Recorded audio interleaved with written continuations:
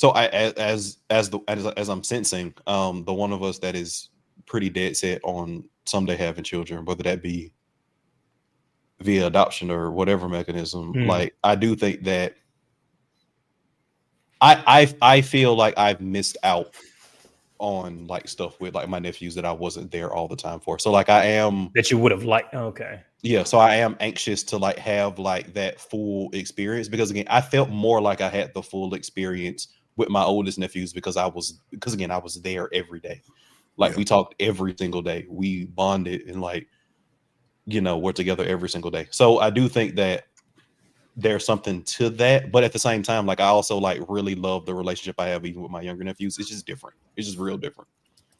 Okay, so is the idea that there's almost, because we're talking about like, and for context for whoever's listening, we're talking about the idea of being an involved uncle as kind of an alternative to being a full-time father, and the way that might enrich a person's life. Is the idea there that like the half version of that in the levels of, because you could be an involved enough uncle that you're really basically a person's father. Their father isn't in the picture, and you're basically just their dad. All the way down to like you see them, on the holidays type shit. Are you saying that some of those lower level ones feel almost worse than nothing at all because it's kind of you're half involved and you're not getting the full involvement in the kid's life? Is that what you were saying? I don't think it's worse than nothing, but I definitely think that it's a different level of experience that I think is me and my youngest nephews will never have the bond that me and my oldest nephews have.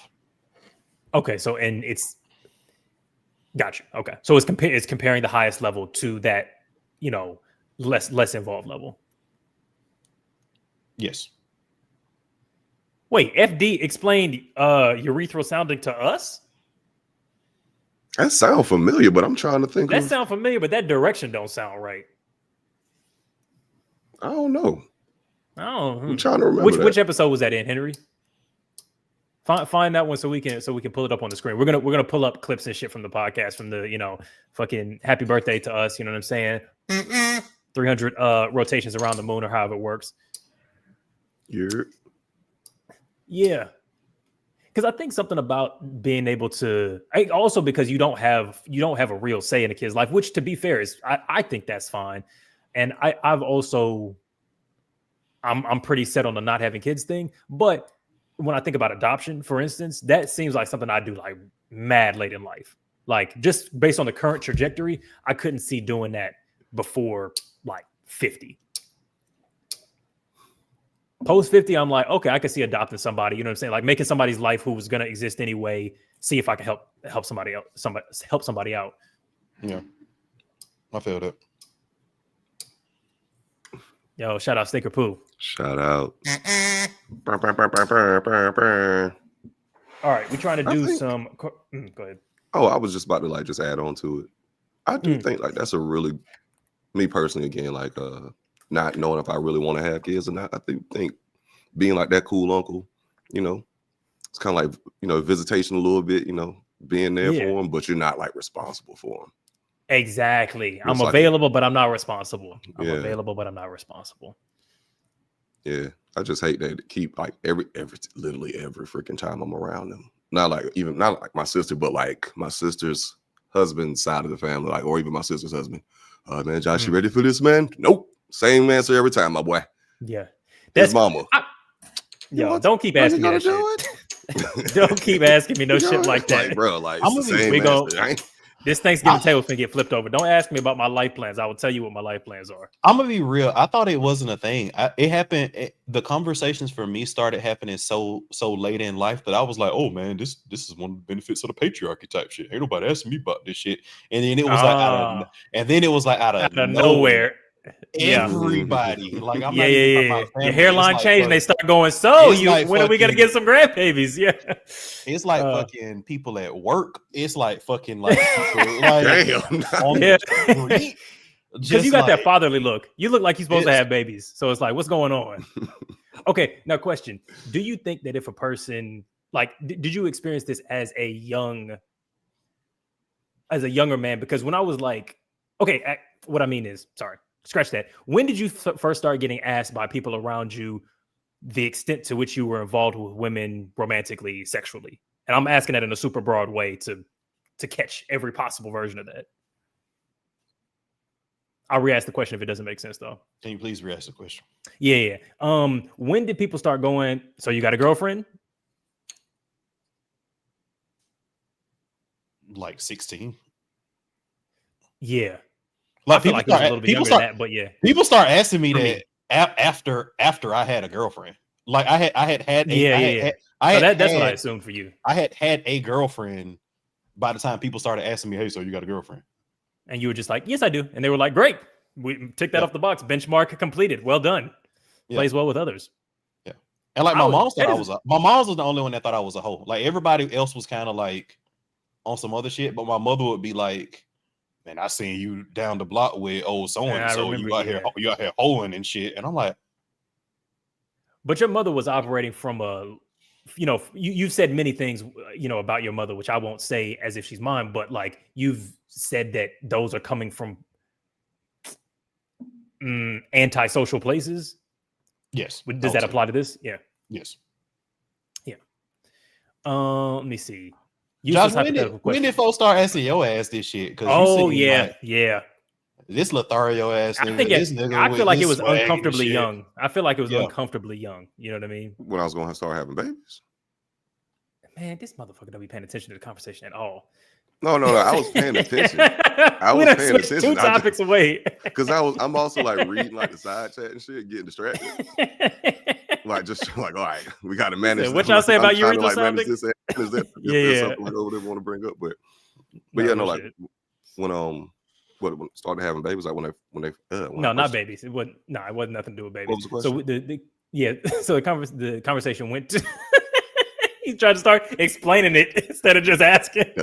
I asked what you saying. So the question was just, when did people start asking you, so do you have a girlfriend, or versions of that question? Oh, shit. Yeah. Man. As soon as I got over 5'6". Man, I was 9. Man, probably when I was like in middle school. Yeah. Like early middle school, like hell, maybe. I figured it was gonna be uncomfortably early for you. But I mean, like you didn't take it that way because I mean, I had a girlfriend when I was in kindergarten. You did. And they were correct. So I didn't think it was weird. We wasn't fucking like hunting. We were doing crazy. Well, a little bit. He was like, we were doing a little crazy shit. We were doing the craziest possible shit. We might have held hands in recess. Oh, we wasn't fucking. Well, we wasn't hunching. Well, we wasn't. We didn't do nothing we weren't supposed to be doing. Well, we was enjoying ourselves. That's all I'll say. Kids being kids, man. Yeah, just a little bit of hanky panky. You know what I'm saying? But I had wasn't going full tilt. Bro, I remember, man, bro, like, okay, just random, like, story, like, so, growing up, I was probably, early, it's probably, just probably around, like, rapping. I thought this nigga was finna go into, like, a fucking, like, Slick Rick style, like, storytelling. Back in the day. Like, yeah, because I ain't never done this before. Oh shit! 300 episode, man. 300 episode. Here we go. Happy 3. Shout out. Grab the card game. You know what I'm saying? Shout out. Shout out to Patreon. But I don't know if like I don't know if y'all ever had like experiences like this, but like I think I was probably elementary, maybe around like 5th grade, and like the kids in the neighborhood, especially like the kids that lived across the street from us, they was like about teenagers. But we was all cool because like, I got older sister, older brother, and shit. So I remember it was one day my mom was gone from work, and like everybody knew like me and my sister had the house to ourselves, and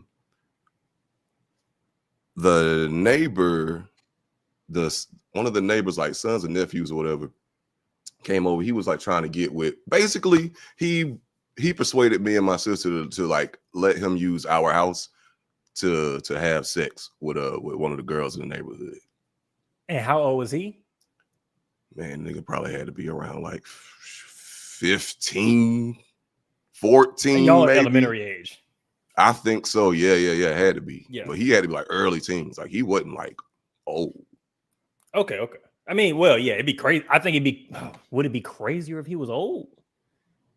Yeah, I like mean, if I he think was that like would 20, be crazy. that'd be That crazier would be to me. crazier if he was Yeah.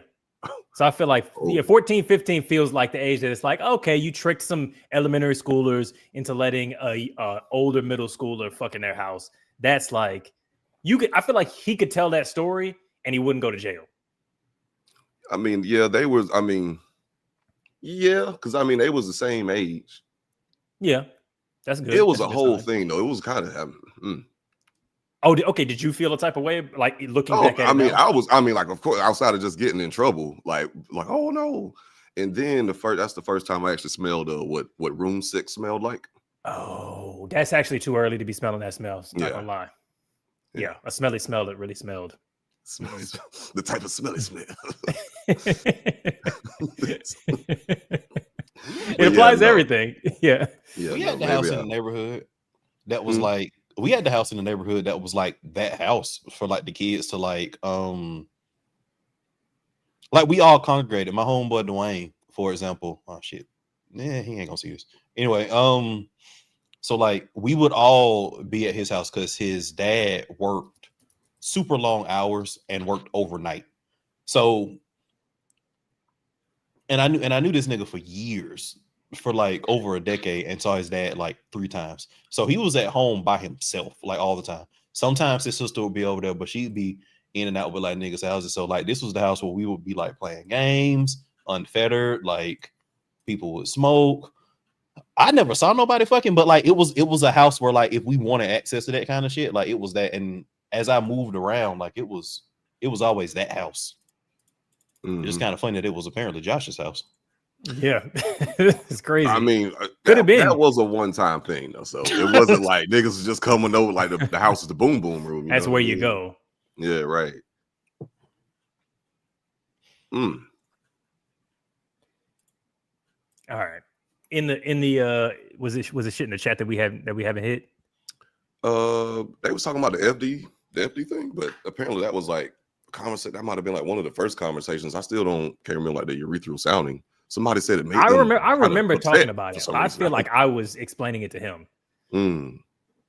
Okay, useless hypothetical. Do you think diet soda even exists in the utopian afterlife, considering that on Earth regular soda makes you fat? I don't think so. I think, I think in a utopia, you're not allowed to have. Oh wait, utopian versus heaven. I feel like in heaven you can't have anything. Like it probably just sucks.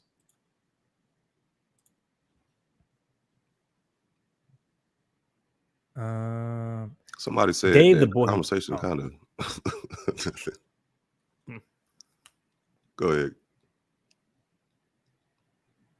Did you have a thing that you were going to say that was? No, I said go ahead. Okay. I just looked this up. Dave the boy who played the harp. Have y'all listened to this? It's from Dave, obviously. I am not familiar with that at all. Did you guys listen to Dave the boy who played the harp?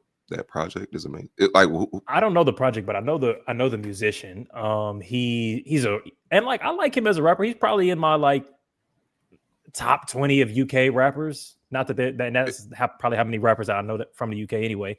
He was in top 25 UK rappers, and he only knows 10 rappers. Of the 5 UK rappers I know, he's top 25. He's in the top 10. Absolutely. Top 10 for sure. Bar none.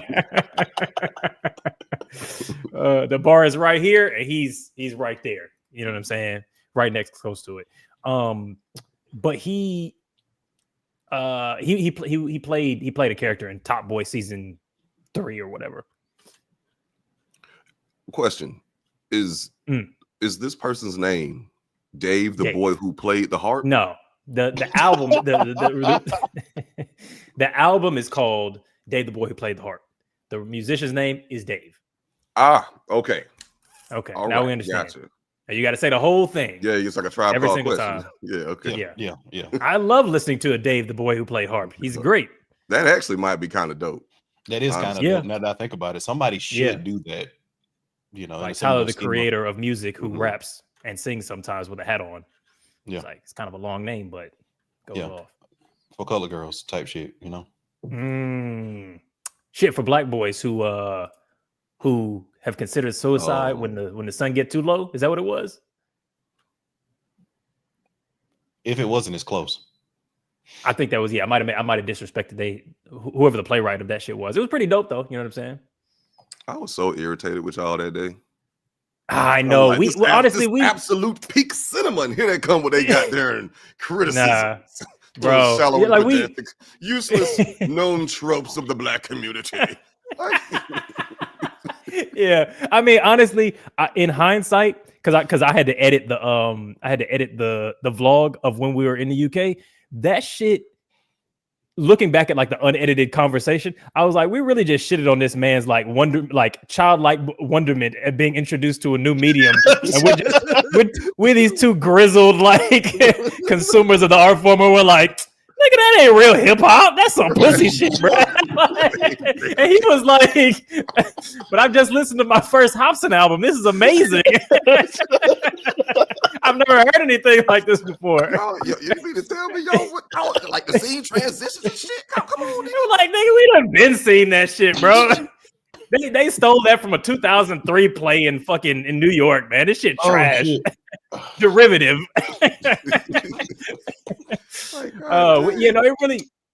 We really did behave poorly because it was really some like not looking at the birds type shit. You know what I mean? But I think because I was so ready to engage with Alvin that I wasn't thinking about what your experience was. I was like, cool. When me and Alvin, we both seen some plays. We're gonna talk about this play, and Josh was like, oh, the magic. We just did not. It was not having no. What have I been missing out on, guys? Yeah, yeah, which is fucked up because it's like that's that's a metaphor for something. That's a metaphor for leftist spaces or academia or something. I don't know. Sure. Both, either and or both. Yeah, like literally, we scared a nigga off from the theater. Like took him to a play and he was like, "Fuck it, I'm never going to one of these again." Oh man. It was a good play. It was a good play. Yeah. The latest was in there too. I mean, that might have been a necessary comment, but they was up in there. Yeah. Hey, I did see that fucking, in my opinion, they reposted that clip from when we were over there just a few days ago. As a matter of fact, I'll play it and we can discuss. Yeah, I reposted it to my store that day when they dropped it. Like meaning born in Uganda and Nigeria. Yeah, okay, but your babies would be born here. Yeah, they would still probably identify as African though. Yeah, or would they identify as Black British? Most people here that are Black, that are from either the Caribbean or African, will never call themselves British. They'll call themselves Caribbean. They'll say I'm from Jamaica. Like, say it gets a few generations down. Like second generation, still the same thing. It will still be the same thing. Okay. Wow. You never really hear someone say I'm Black British. That's just for the forms, right? Mm-hmm. When you fill in the forms, you say Black African, British. But real talk, if you ask a Jamaican where you're from, you're never gonna hear them say I'm Black British. No, I'm from Jamaica. Even though they've never been there. Yeah, they weren't born there. They got like British accent, like everything. Born and raised. Acne where it get active, you know what I'm saying?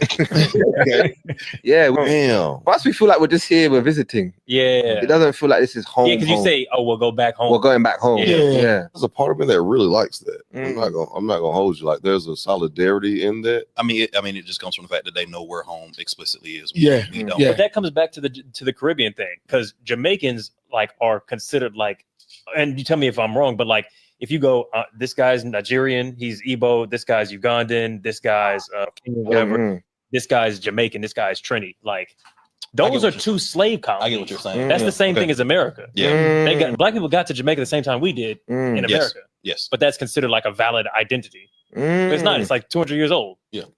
Are both of y'all zero generation? Like, I think that's one of our most popular like IG clips. Damn, hold on. In the past year, one thing that I did change my mind about on that, or not change my mind, but that I saw in comments, because most of them are, kind of cool, whatever, arguing in different directions. But somebody did point out that like Black people in America are uniquely a political minority that doesn't exist in other places. Black people are a political minority that doesn't exist in other places. Right. So if you're talking about Haitians, if you're talking about Jamaicans, if you're talking about Trinis, if you're talking about Bajans, they're mostly black. Their politicians are black. They you know, even if they're depowered by colonial outside powers, they run those countries. And I did think that was something, you know what I mean? Whereas we're like, you know, what, 12% of the population have had one president who wasn't even African American in the entire, you know, history of the country. So that's true. I was y'all remember Redux? Yes.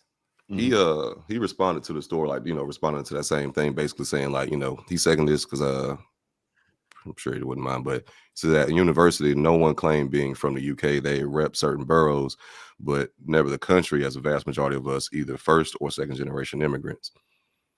And that got me thinking. I was like, well, you know what? Growing up, niggas was repping what street they grew up on. So I mean, like, I mean, we really like take it down level by level. Everyone's kind of like, now we're talking about communities we kind of run, which is an extension of that point. Yeah, that's a good point.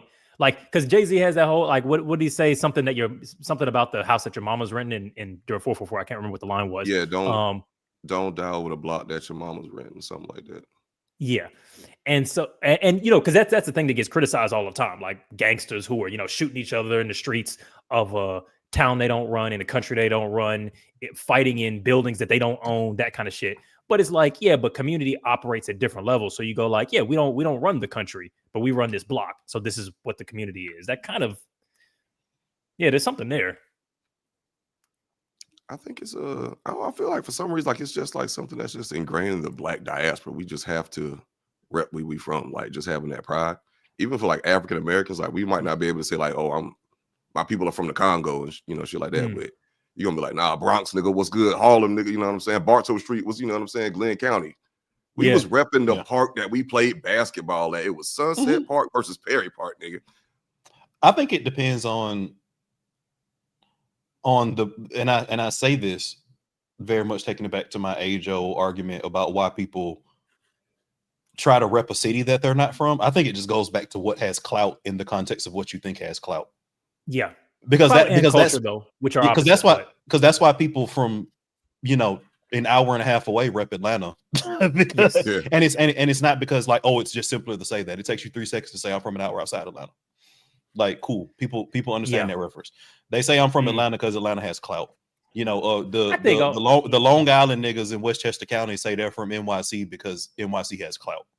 The Evanston niggas say they're from Chicago because Chicago has clout. And I think that culturally there are certain things that have a level of clout that, you know, that's close enough to approximating that kind of feel.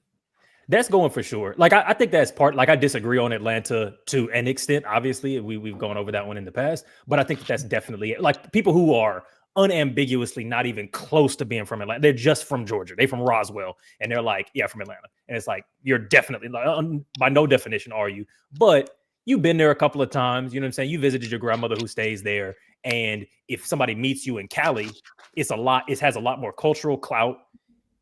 And it's simpler, but a lot more cultural clout is the main thing to say, like, oh, I'm from that place you've heard of in music. It just sounds better. Which is, I mean, and that's true because I've traveled all around and people, Atlanta's not LA and it's not New York, but it's like probably right after those in terms of America. I'm in Tokyo and I tell somebody in a nightclub, where are you from? Atlanta. They're like, oh, like name off, and then they name off a rapper, you know? Yeah. And that feels kind of, I think that feels nice. Does that feel fetishizing? If you're talking to a non-black person, or even if you're talking to a black person who's just not from, that's another thing. Have y'all ever had the feeling of being fetishized by somebody black, but from a different culture, if that makes sense?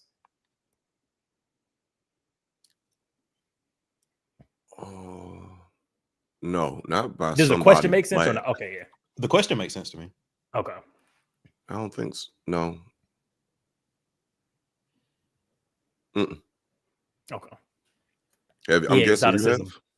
No, not necessarily. It was more like oh, have I? You know what I mean? But nothing that's super stuck out. But I can imagine conversations that I've had with black folks from different spots in the diaspora having a unique interest in American culture. But I think because you feel so close, it feels like a favorite cousin asking you about what you did on your weekend rather than like a stranger asking you about it. Like it doesn't feel like they're not supposed to in the way that it can when like your white coworker asks this, maybe even the same thing. So I don't know. Yeah, maybe it just doesn't feel like exoticization because there's a built-in familiarity, even if it's a motherfucker I've never met. And that's one of the craziest shits about the diaspora is that, and most of this is because of media, the internet, and the sort of like almost hegemonic power of African American culture, is that you can go to most cities in Africa, the UK, Asia, Oceania, you meet a black person, they're gonna know like half of your just black references. In a way that the white counterparts in those places won't. Which is crazy. Like speaking about like, because I think about that all the time, like the hyper visibility of like Black Americans in terms of like media and all that kind of stuff. To your point, depending on what source you look at, 12 to 15% of the population, which is still massive for like our international audience. Like it's like 40 million niggas running around. But like globally, that's quite small. Like if you compare that to other groups. No, but what I'm saying is like there's like 40 million niggas like in the United States, and like look at like the population of like the entire UK, for example, right? Like so for a lot of countries, I'm saying 40 million people is more than like a lot of groups in a lot of countries. Like they're like most countries don't have the population of the United States, right? The United States is the third most populous country in the world. So 12% of the United States can still be pretty massive. But for us to be 12% of that media hegemon and everybody still know like our shit is kind of crazy when you think about it, right? Yeah. Like the fact that like 12% of the population is such a dominant force from a media messaging perspective is insane. No, we're vastly overrepresented, and that's not necessarily a bad thing, but we have a huge pull by weight. But also like if you're comparing us to other black populations in other like minority, like black Americans versus black British, is way more of us than there are of them. But I think that when you just apply it to other Anglosphere ethnic groups, I don't think it's that big. But I'm open to fleshing that out a little bit, because this is a thing I've thought about a lot. So like it's 40 million Black Americans.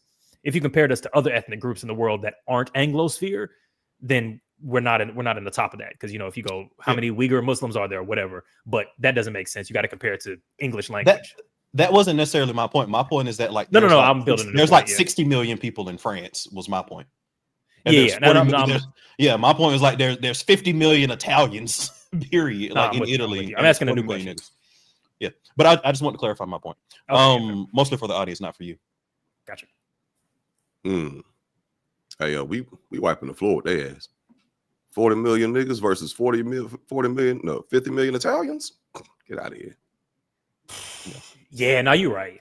Like, come on. What about 100 Italians versus? I'm just versus 5 versus the entire African American population versus one Southwest Atlanta nigga. Yeah. Okay, how many Italians does it take to beat 100 African Americans? That's a crazy question. I'm skipping on that one. I know, right? I have no idea. I would say at least 200. I say you need 2 of them per one of us for sure. Now it feels like 100 men versus 1 gorilla. Are we the gorilla? My nigga, is that what you trying to do? You know what I'm saying? Is that really the message we want to put out there, my brother? The white man is the original gorilla. That's what I was thinking. So, but the original. Albino. That's crazy. Saber-toothed gorilla. That's what I'm trying to tell you. Let's hit one of these topics. So I added a couple, but we got. I thought you wanted to do like some more walk down memory lane type shit. Yeah, I'm game. I'm just flitting about whatever things come to mind. What should we pull up next? Hold on. Okay. Not so easy, is it? Hold on. All right, which one? Okay, hold on. I got a couple good ones I found like through. Okay, we got Okay, like this is the first. Y'all calling me racist against Italians? I love Italian food. Do you, Eddie? Do you mind if we play like that first clip that went like crazy when you was talking about the date? Which one is this? Is it the height one? Which one is this? Yeah. Oh yeah. I think so. Yeah. Is it anything additional personal in that one that I don't remember? No. And it's still up, right? Yeah. Play it.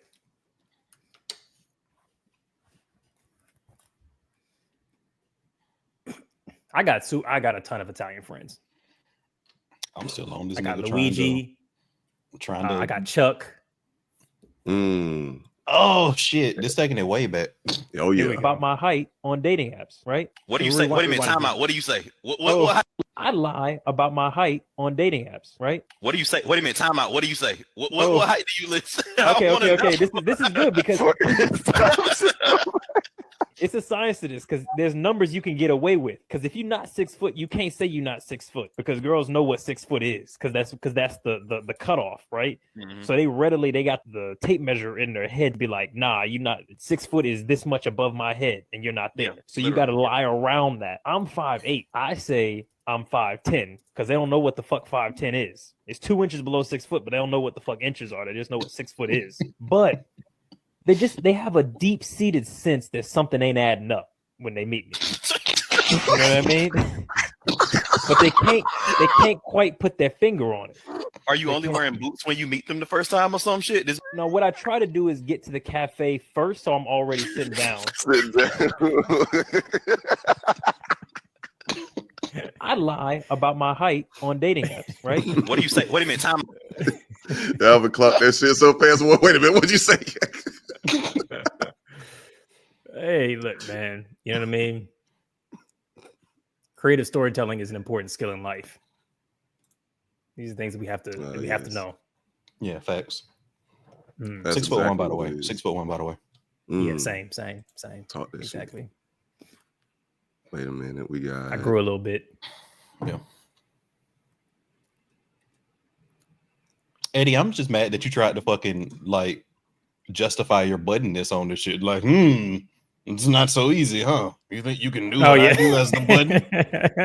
You think you can just pull clips up and topics? I mean, yeah, I stand behind that. I stand in front of it too, and right next to it. Are you trying to pull something else up, Josh? Yeah. Okay. This nigga Josh can't prepare. This is what I'm talking about. This nigga producing like a motherfucker. I know. I'm trying to find a specific one.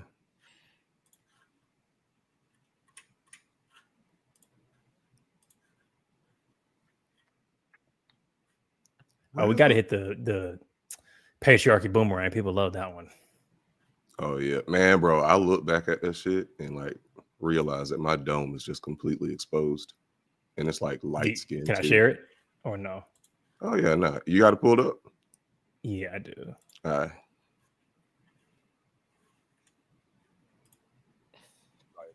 See, look at this. Horses want you to be like them, bitch. Because I literally can't. Fucking people would be like, I literally can't. I can't carry a baby. If the technique, because I seen it's a nigga in India. He's about to transplant a uterus into a transgender woman. You know how much that shit gonna cost? Probably a lot. Exactly, nigga. I'm not about to go into debt just so I can carry a child. What if she was what? I'm not about to go into debt just to carry a child. Is that what women do anyway? Oh shit! This nigga fucked around and goddamn.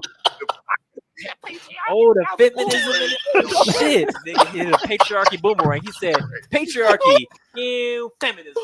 I'm not about to go into debt just so that I can bring new life into the world. Fuck that shit. That's crazy. I'm a human being. We're right. This nigga Josh. Have you ever seen this clip? No, this nigga Josh is epiphany himself, bro. That shit crazy. In real time. Wait a second. Wait a minute. Wait a minute. Hey, that's one of my strengths. I have a lot of weaknesses, but that is one of my strengths. I'm not afraid to call myself out when I know I'm wrong. Oh shit. That's a great point. I wasn't even gonna say it. I was like, yeah, okay, cool, true.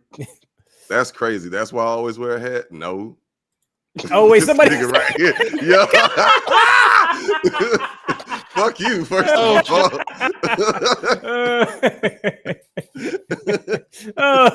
Oh man. And I'm just looking at all these clips, and you got a hat. You got mad different hats. Not I'm looking at these clips. The shit is not a question either, Josh. The nigga said that is why you wear a hat. That's why you wear. Oh, okay, shit. I get it. It wasn't even a question. That's what's under it. You look ugly. Okay, bet. This is another big one, but yep, he got a collection of hats. Oh my fucking god, Eddie! Who the fuck is this in this picture, man? This could be like 3 different people. This could be fucking Bruno Mars. This could be young Orlando Bloom and fucking Pirates of the Caribbean. Right? Wait, Orlando Bloom? Oh, bro, like a dark skin Orlando Bloom, man. Dark skin Italian. Yeah, bro. I'm with that. I feel like my acting career fucking Chico the Barge right here. Like, who the fuck is this? Zazzy beats, you know what I'm saying? Cross dressing, like it's all there. It's all in me, you know. Anything you want done, baby. Do it naturally. Who? What were you finna say, Josh? Nah, I was just like going down the rabbit hole, bro. I forgot how fucking luxurious your goddamn hair was, bro. Oh, yeah. I was saying, God damn, I was about to hit you up like, nigga, you had some nice ass hair. That was just how in I was with some of these damn hairstyles. I said, God damn, killing these bitches out here. Let me see if I can find it back when I had the pigtails. If we got the clips up, those clips. Oh man, far enough back.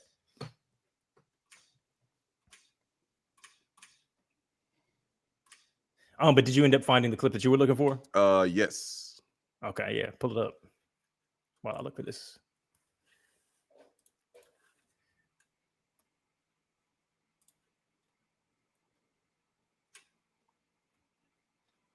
To me, it just seems like a style of love language almost. If I send a girl 10 memes, to me, it just seems like a style of love language almost. These are gifts. Respond to them if they resonate with you. If they don't, be free. I 100% imagine you doing that. Hello, Annabelle. I have a list of curated 20 memes for you. I want you to let me know the ones you like so I can calibrate my meme selection for sending them to you. 100% correct. I send a little whisper voice message with it too. Hey,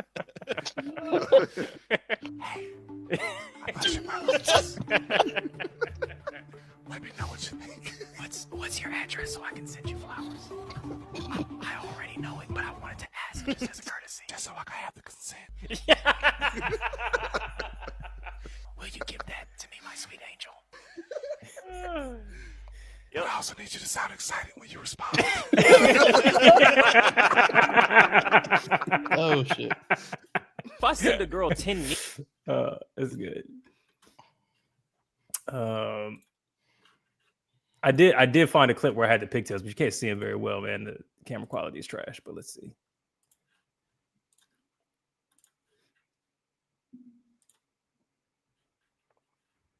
Oh man, I look rough and stuff in my Afro pups. Yeah.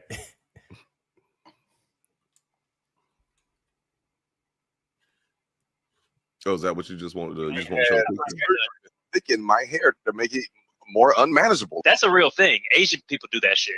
Oh yeah, I've seen like the guys doing it so they could rock like the shit with like the sponge or whatever. They get this little pipe cleaner and they wrap their hair around the little sections and they leave it on. And then when you take it off, it's like super curly that you can pick it out and sponge it, and they can get the fucking little twisty type things. Yeah, they can walk around looking like these young NBA guys. They can look like Donovan Mitchell. Because it actually, but how like if they were to do it, I imagine like Jewish people hair.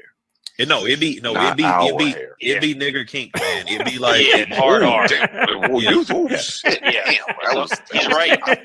I felt a little slightly offended. That nigga said nigger kink. That nigga said nigger kink. I didn't remember what this clip was. I hate that YouTube doesn't let us say that anymore. We gotta shuck and jive around all these sensorial filters and shit. I mean, you can't even call sellouts unkes anymore. I do what I want. Hey, talk that shit, bro. It's your pot. Hey, you can take that shit in the hallway. You can take that shit to a project block. Not on this podcast. You got bills to pay. That was a good call back there. That was a good reference. I got another one. Okay. a black psychopath. It's probably way more black psychopaths. Nobody suspects a black psychopath. It's probably way more black psychopaths than get publicized. They're probably just not doing Ted Bundy shit. You know how Ted Bundy got bitches? He would be like fucked up next to a car, be like, "Can you help?" And they would come help. That's already, it wouldn't work for black guys in the dark at night. Can you help? No, nigga, they're off. You know, it wouldn't even work. He gets presented as this suave, genius motherfucker when he was really just a privileged white man. It was literally like they were talking, "Oh my god, he's a criminal mastermind," and they let this motherfucker go to the bathroom in the courthouse, and the motherfucker just jumped out the window, bro. He just jumped out the window. Like, it wasn't like he was fucking Batman or something. The motherfucker was just like, "That's a true story. You got away like that one." Yeah, he was like, "I'm going to the bathroom." They was like, "Okay, cool, go to the bathroom." And he just fucking got away. How'd he do it? Meanwhile, there's a black dude just chained up, shit around his neck, every arm, every ankle. Can I go piss? Shut up, nigga. Yeah, hit him over the top of the head. They got him coming in looking like Hannibal Lecter. It's like, what are you in for? Exactly. Walking. Right. Nobody suspects a black psychopath. It's probably way more black Shit. Oh, wait a minute. Okay. Oh, and then there's the Owls new are ones on actually the. a lot smarter. you say something, bro? Oh yeah, just that there's also more clips on the TikTok that we made after this one, the Waving the Red Flag podcast. Oh yeah, I know what you're talking. Yeah, I looked at both of them. Okay, cool. Easy. Continue. Owls are actually a lot smarter than we think. Chickens too. My granddad, they had a farm and he had a pet chicken, and that was the only chicken that they wouldn't eat. But this chicken, though, him and the dog, they were friends. And every time my granddad would come home, they would hear the car come up the road. So they would run up, jump in my granddad's truck, and they would ride down the road to the house. The chicken would always do this. Yet it was cool until one day the chicken ain't goddamn wasn't at the top of that road. And then they had fried chicken that night. And granddaddy asked, "Hey, what happened to Mr. Cluck?" Grandma apparently cooked the chicken, and yeah. What the fuck is wrong with your grandmother? What? I don't know. It's a sad dinner. Goddamn. That was a quiet ass supper that night. Granddaddy just got up from the table. Was like, "I can't believe this shit. Like she cooked the damn chicken." There's got to be more to that story. He must have cheated on her or some shit. That's some bullshit. I'm not justifying abuse. There's no way you don't know that's his pet. She cooked his fucking dog basically and fed it to him for dinner. Something had to happen. Owls are actually a lot smarter than we think. Chickens too. I didn't realize we were the #1 agricultural podcast in the Northern Hemisphere as well. That's kind of crazy. Bro, the Real Niggas Almanac coming to you this summer. Mm-hmm. Big facts. Let me see. All right, let's do a. Oh yeah, do we have more clips? I mean, I'll think of more in the meantime, but oh man, there's that one about your mom. Oh, the porn.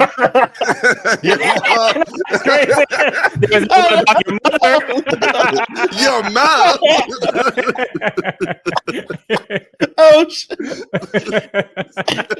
You should just end it with that because that's great by itself.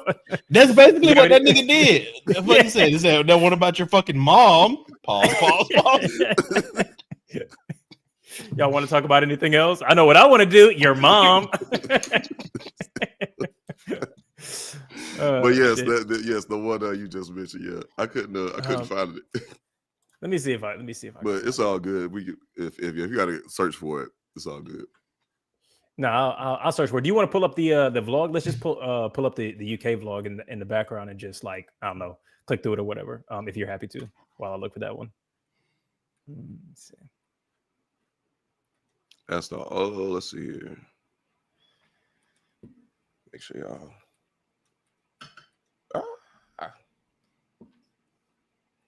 Alvin, how many drinking receptacles do you have going on, my guy? Just a normal amount. What's the normal amount? I'm just doing me, man. I don't know what y'all same as anybody else. Yeah. It's regular stuff. Hold on.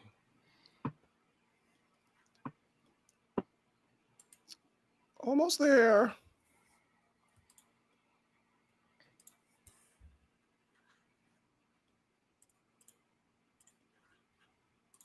Probably come up to Aaron Yeager's waist as the attack titan. Maybe a little bit shorter. He could definitely sit on it. Pause. No no matter where you are. I love You it. must never forget to pause. Oh yeah. Yeah, like when you put the music in, like from the jazz stuff that we did. Well, we went to. Shout out. Yeah, no, that was fun. But yeah, no, the fucking Stonehenge was because a lot of times you show up to shit and it's like, and also can you turn it like down just a tick? Yeah. Like Stonehenge, this shit looks as big as you would think it is. Like I feel like a lot of shit you're like, oh, it might, it's gonna be a lot lesser than what you expect. But Stonehenge was like, yeah, this shit look like Stonehenge. Yeah, right. It's weird when you like see shit like that in person. It's like, okay, this is cool. But after you've looked at it for like 5 minutes, what else is there? Well, that's a bit much. Yeah. Okay. To be fair, I haven't seen a lot of the main wonders of I don't think they are. the world. What's good? I've seen all of them, man. I've seen like Martin Luther King House. You look like you converted to Islam. Okay, in true. Prison, bro. Cleveland Avenue in Georgia. Yes. The Wren's Nest. The Wren's Nest, Shrine of the Black Madonna, West End. Okay. Assalamu alaikum, my boy. All of them, really. Elohim. Sorry. Uh-oh. You know what I'm saying? A little sassy saute is what they. That don't even go in the fridge, dog. Where the fuck it go? In the. They start saying some racist shit.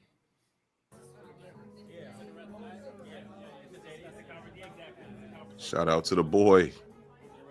Shout out. I say like I love it. Exceptional photography. Y'all again. Thank you. Miserable people on earth.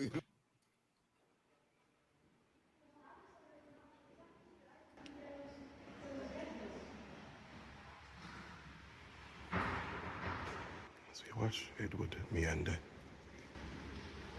exploring the artwork, as we literally witness his thoughts, we all come to the same conclusion.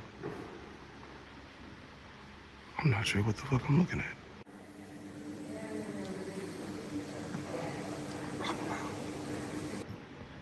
We are studying. Oh, wait. You're too close, nigga. You're too close. All right. Yeah, all right. Okay, this is a species from Rick and Morty. And believe it or not, this is intercourse, which is why it's art. See, Eddie thought I was tripping. Because I dead ass said that was some little freaky ass artwork. He was like, oh man, nah. Then he read the little thing. Then sure enough, it was alien freak offs. Yeah, it was definitely alien. You're right. Yep. But that's what I'm saying, man. I was on my Mark Lamont Hill shit. I wasn't listening to the common man's knowledge. You know what I'm saying? You really turned out to be right. To me, broken clock, baby. Hey, no, look, bro.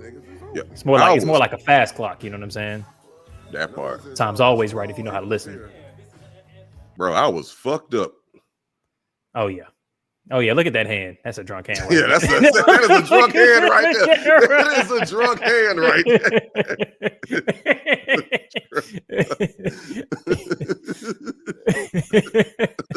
Because you was holding it and your hand was coming from every different direction. Hey, whatever he want over there. Yeah, it's on me. Sorry, Albert, can I borrow something so it can be on me? How much of this you want to play? There's a lot. I mean, I don't know. You know what I'm saying? We got any comments in the comment section that need to be hit? This nigga got a fresh cut. Let me see. What young dudes? I'm trying to think. The only one that would probably have been would have been when we had Suburban Boys, which I think they go by something else now on the podcast. And we've had them on like 3 times. I don't think it ever went left like super crazy. Really? Like I think we had strong disagreements, but I don't think it ever went like, oh my God, you know what I mean? Oh, but I assume that's what you're talking about. Look, you talking about the Suburban Boys? Correct. Yeah, that was when they had that it wasn't even like the main 2. It was like the friend, or like he kind of like be off to the side with commentary. Oh, he was saying some wild shit. Yeah, it was extremely problematic. I think so. I don't know if he was Mexican. Yeah, I mean, I'm not trying to put that on the race, obviously. Just but yeah, I'm talking about. Yeah. I don't know. Yeah, that was an interesting episode. Yeah. Every time the niggas came on, oh God, here we go again with these guys. I'm like, hey, these are some young niggas trying to learn, man. Give them a chance. All right. I'm gonna play this artist writer clip. Alkaline water, pH balance out of sacks. What is in your rider? Black and Milds, lemon pepper wings. I only drink alkaline water, pH balance out of sacks, aka adult Capri Sun. Tropical fruits. I don't eat no apples. I like pineapples. Excuse me, do you want the rider or not, fellas? You right. Tropical fruits included but not limited to pineapple, mango, papaya, plastic spoons, metal forks, ranch, but not no bottle ranch, powder. Hidden Valley, but the powder mix sparks. A dark-skinned nigga with waves. That's why I fuck with you. Respect me there. Y'all, if we do the show, are handing in riders. Who are you giving it to? We're stars. Corey, the road man. What you mean? I didn't know what a rider was initially, and then I had to look it up, and I was like, oh, okay, I know this thing. So just for the audience who may or may not, I don't know if everybody knows this, but it's just the list of demands that an artist performing live gives to like a venue or whoever. Like, I want M&Ms, but only the green ones. I want a foot massage. I'm allergic to leather, so don't have no leather couches in the green room type shit. What's going on, y'all's? Because I'm just, it's 300th episode. I feel like we can fantasize about the future, about live shows with that. It's good. It's better to be prepared. We'll be looking back at this like I said on the 600th episode. We'll be looking back at this at a venue like, you know what I'm saying? Shit, crazy. Yo, look at my rider now, nigga. Yeah, exactly. That's crazy. Water from Lake Minnetonka. Yeah. Only the finest, purest. I feel like I'm a nervous performer. Like I feel like when I'm not smooth and cool and easy. So I feel like and maybe that changes after you do it for a long time. But I feel like I don't think I could eat right before a stage. But I feel like a Red Bull, that's going on the list. I feel like scalp massage, that would be good. White noise machine. I can't think of anything else. I'll see what else comes up as I think. What's going on, y'all's? Liquor. Okay, probably get makes sense. Little. It gotta make sense. You gotta say that, like, you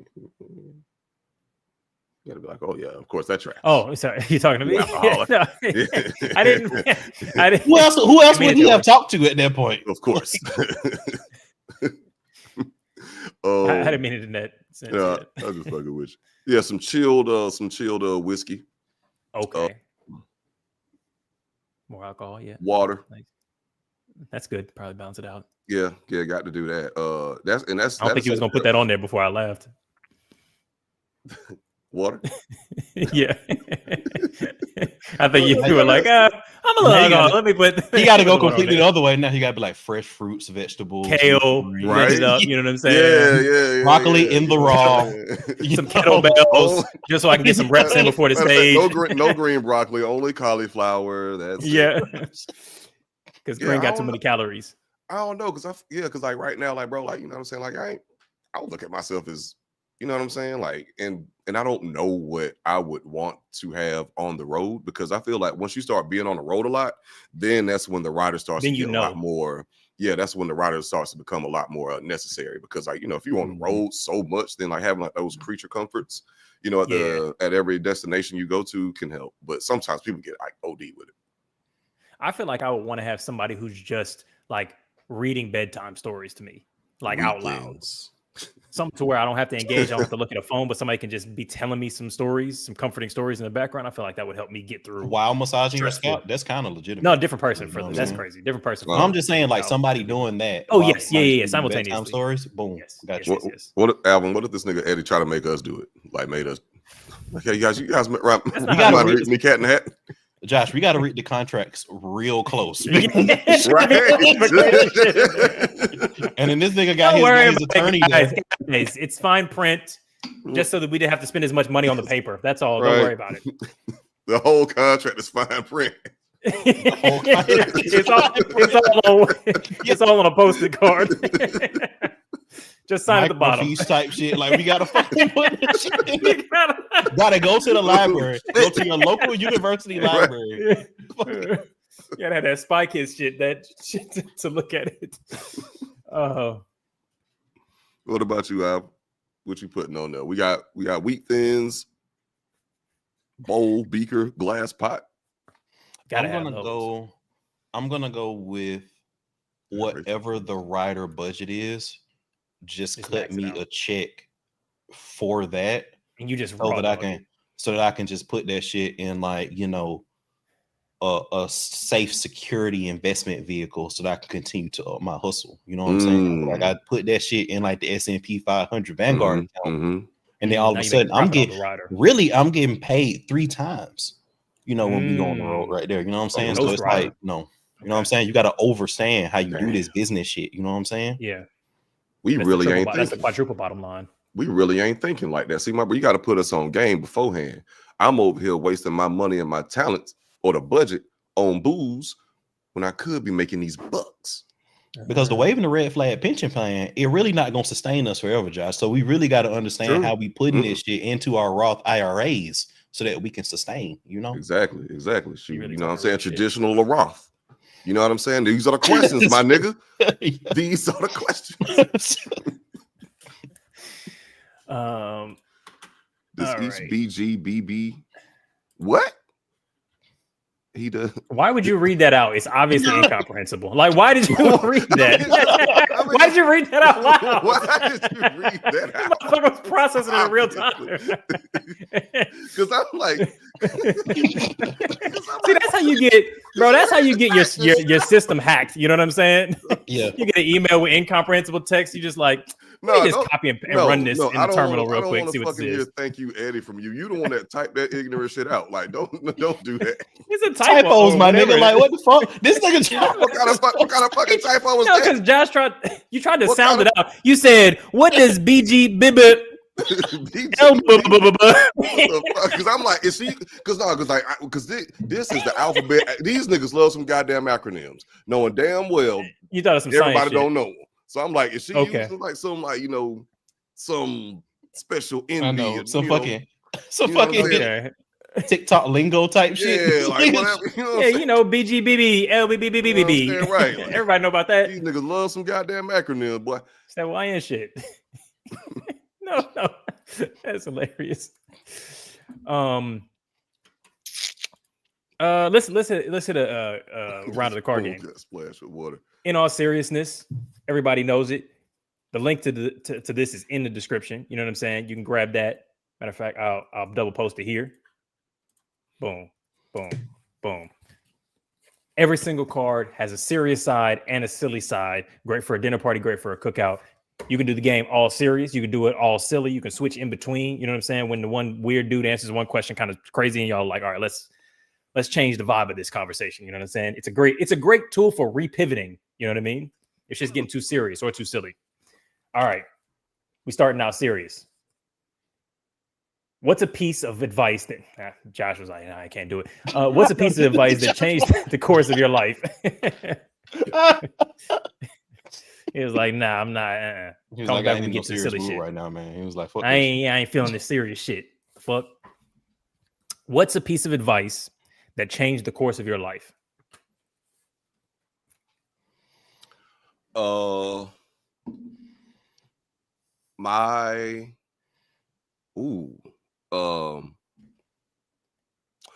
played football in high school. Anyway, my defensive back coach Etheridge, looked up to this motherfucker. Yes. You know what I'm saying? He played like football at Georgia Tech. He was in business, blah, blah, blah. He taught business class, whoop-de-whoop. And he was and I kind of wanted to be like him, and he was like a finance person, like, or whatever, some shit like that. And he was talking to me about college, and he got me to pursue a finance degree. So like, he's the reason why I have a degree in finance to this day. Yes. Never used that shit, but that's the reason why I have that degree. Hey, but your brain is strong for it, though. I feel like it's, I mean, basic mathematics on a day-to-day basis, you know what I'm saying? They stronger than the average person, I'll tell you that much. Hey, nothing basic about your mathematics. So, you know what I'm saying? I fuck with that. Arithmetic, reading, writing, and it. I would say I think that I've gotten so much. I guess advice means coming from a person as opposed to something that you maybe read in a book. But I feel like I've gotten so much great advice and bad advice, to be fair. So it's difficult to parse through it. But one of the pieces of advice, I remember my dad said this shit to me long before I could even comprehend what the fuck he was talking about. You know what I mean? Like I could comprehend it, but I hadn't yet experienced where to apply it. But it stuck with me. He says, "Never fuck a woman raw who has less to lose from a pregnancy than you." And I live by that. Even oh yeah. But that is some, you know what, like as ignorant as that sounds, that's some real shit, because I actually, like, in the mind of a young nigga, and some grown niggas actually need to hear this shit too. Some real grown niggas really need, grown motherfuckers need to hear that. But damn, that go both ways, for real. Feel like a lot of women, that's women advice. That's advice for women too. Yeah, that's everybody advice. But yeah, that's probably why you ain't got a baby now. That's what I'm saying. I would have been had a kid if I wasn't thinking like that.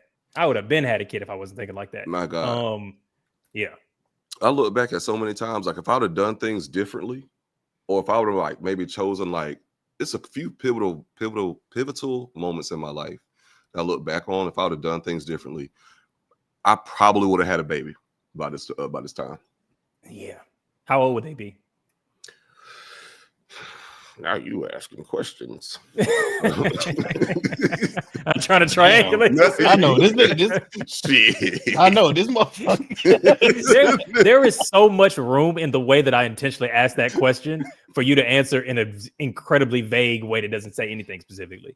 But I don't know, man. How old would they be? Shit. I had to put a hard number on it. I don't know, gang. Probably like that'd be like teens. Yeah. Okay. Yeah. No. There we go. There we go. It's a different type of story than, you know. Yeah. The questions are coming from our card game. In all seriousness. In all seriousness. Brought to you by Waving the Red Flag. Each card has both a serious and a silly topic, and you can grab it at the link there before. As a matter of fact, I'll show it to you just so you know. I'm glad that you asked, Bagel Boy. I know. Members get 10% off. That's what I'm saying. Members get 10% off. Yeah, if you're signed up on Patreon or YouTube as a member, you get 10% off of this card game. So there you go. That's it.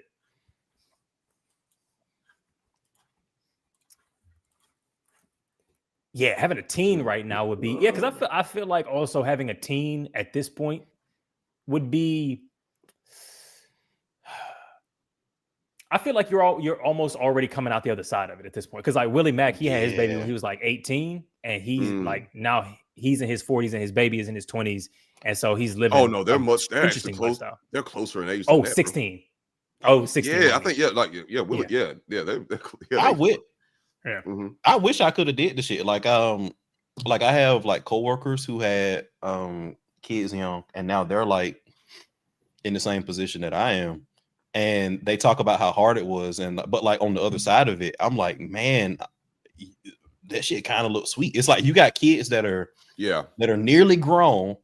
You're in like you're hitting stride in your career, and now like you and your wife can just be like coasting, you know, because they getting ready, like, you know what I mean? Like you got kids like in the middle of high school and shit, you know, soon to be college, and I'm like, oh shit, you kind of fucking did this shit the right way. Like, damn, I wish I had that kind of resolve. But at the end of the day, I do think that there's something to be said about being more knowledgeable and better resource when you have kids. You know, not going through the struggle with your kids, but you know, I do see pros and cons. Yeah. There's a big pro to having all of your energy, all of your hair, and all of your mental faculties like at their peak while raising a kid, and being able to be, because I feel like also when the kids leave, now you're old. So it's like, damn, I'm done raising babies. My knees are no good. I can't do nothing with this. Cool. Now I'm just lonely. But if you go, cool, I raised some babies. Now I'm like 45. Cool. Yeah. I'm at the club. I'm traveling. Yeah, you can do actual retirement shit. Like, cool, I'm 45. Let's go live in France for 6 months, you know? Yeah. And it's like my sister, you know, it's not a, you know, like I have 6 nephews. So my sister had my oldest nephew when she was really young, and then she had my youngest nephews like when she was like approaching 40, like she was very close to 40 when she had those kids.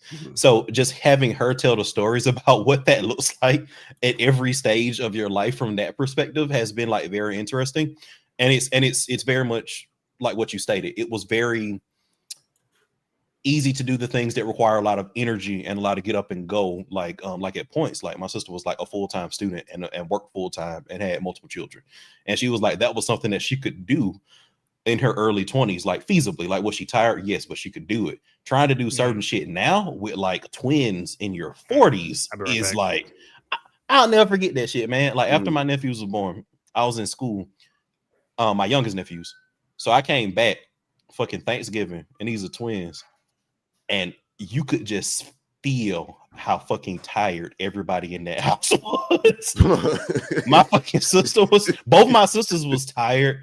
Both my oldest nephews were tired. The middle two nephews were too young to really have like responsibility on that, but the oldest two nephews were tired as fuck.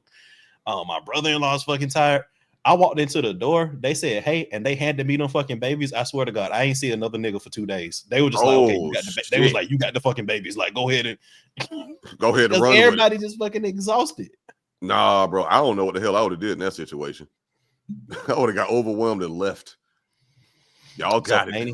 I ain't even gonna lie to you, man. I know this is live, so this is going behind the paywall. So like, I planned on being. Well, it might not. Oh fuck, never mind. It might not. Calm down, killer. No, it's kind of fun. It's kind of funny. Like they ain't gonna hold it against me. But it was like I planned to be there because, like, I was in school getting my MBA, which is not real school, by the way. So I already wasn't really like invested in going to classes and shit. So like, I was like, okay, it's Thanksgiving break. I basically had that whole week off, and I was basically gonna come back, like middle of the next week. I was like, I've been away a little bit. Like, I'm gonna go ahead and spend some time with my family, whatever. Man, I had like 4 days of that shit. Like my homegirl was like, she going back to school. I was like, hey, can I ride with you? Like, I love early as fuck, bro. I ain't mad at it, bro. Of course you fucking did. Like that's the best excuse ever too. Yo, the schoolwork, the papers. Oh my god. Oh man, I got my ride now, man. Like she going back now, man. I gotta catch my ride when I catch my ride. Like, oh. He was probably way ahead on coursework, but he was like, "Oh man, I'm swamped. I just, they keep us busy." Wait, so. Hold on, I just want to highlight this. The best advice I got was, you don't have a problem. I like that. Yeah, that's interesting. Yeah, look, planning definitely helps. I would say planning and thinking about the future and just having a plan, contingencies, that's very, very useful. Batman taught me that. Yeah. Always have a contingency. Yeah, right. I would say I've gotten very little direct advice in my life, and I've speculated on why that is, but so a lot of the stuff that I learned was by example and like me piecing stuff together, via like books, via conversations I observed. But so if I had to say some direct advice that I got that was good, that I think I've applied very liberally and broadly throughout my life, was my mother always told me, she always said, you only really got to show them niggas that you'll fight them one time. That's the real shit. Yeah. Okay. So my mother, and again, unpacking very good. So my mother grew up, and per her, like she was bullied. So you got to think about it. My mother's from the rural South. My mother's large, meaning not only like heavier set historically, like through various like stages of her life, or weight has like up to flow. My mother's also very tall. My mother's also dark skinned. So you got like a 5'10", 5'11", heavy set, dark skinned black woman growing up in the 60s and 70s in rural Georgia. Like so stuff per her, a lot of the stuff didn't get better for her till she started standing up for herself. So her way of and her fucked up way of like showing care was like make me tougher. And she was always worried that I would be picked on. So she would say like little shit like that. So her whole ethos with that comment was always like nobody will fuck with you if you just show them that like, yeah, you'll fucking fight them. And like just being honest, my mother also extended that even till like and this, and I'm using some hyperbole here. I'm using some colorful language here just because I know this is live and I can relate to that, what to say. But like, let's say hypothetically, like gunplay is involved. Show them your gun one time. Show them you'll shoot somebody one time. Like that kind of shit. So broadly defined, even from like a career perspective, even from like how I held myself like academically, like show somebody that like you won't back down from something is how I broadly define that. Like you will stand up for a point, you'll stand up for a position, you will hold people accountable for what they say. Like broadly defined, saying that you only got to fight the motherfuckers one time is how I kind of move. You can apply that to so many different things because you can fight means a lot of different things depending on the context that you're in. If you're in the street, it means one thing. If you're in a boardroom, it means a different thing. If you're in an academic setting, it might mean another thing. But the capacity to let people know early, immediately, and unambiguously you're not to be fucked with is useful. I think that I find it useful. I know taken to the extreme, it can kind of be sort of podcast bro. Which is why you have to temper it. And like, just being frank, my mother at various points in her life took it to an extreme. Like my mother did not temper it. Because if you're looking for the fight, you can always be there. And it's like there is power in care and softness, and you don't always need to go into when you go into every situation going, I need to assert my dominance first. You often are destroying the capacity for a community. So I think that at the extreme, this turns into this Jordan Peterson, you have to be a monster to truly be kind bullshit that some men like to tout, which I don't agree with. That's some crazy shit. They say this shit all the time. Like, well, actually, low key, Caitlin said that as well. I didn't want to turn it into an argument, but she made the same argument during the previous live. But I think that never mind. Yeah, but I think I'm happy to but I do think there was this, I think she was a CIA interrogator or some shit like that. She was talking on it was a broy type of a podcast, admittedly, but she was like, I think she was talking about substitute teachers and the way that they can apply CIA advice or some shit.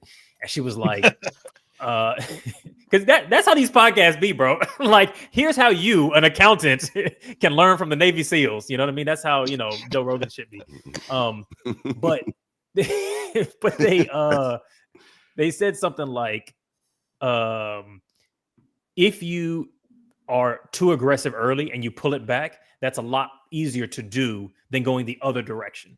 So if you're a substitute teacher and you're too nice and they start traipsing over you and you try and then assert, no, I'm in control, I need to have the authority, you all need to listen to me, that's a really difficult task. But if you go immediately, I'm not your friend, I'm not friendly, you write your name on the board, it's Frank Abagnale, not Abagnale, not Abagnale, Abagnale. You do that shit, then it's very easy to then build kindness and friendliness on the back of that.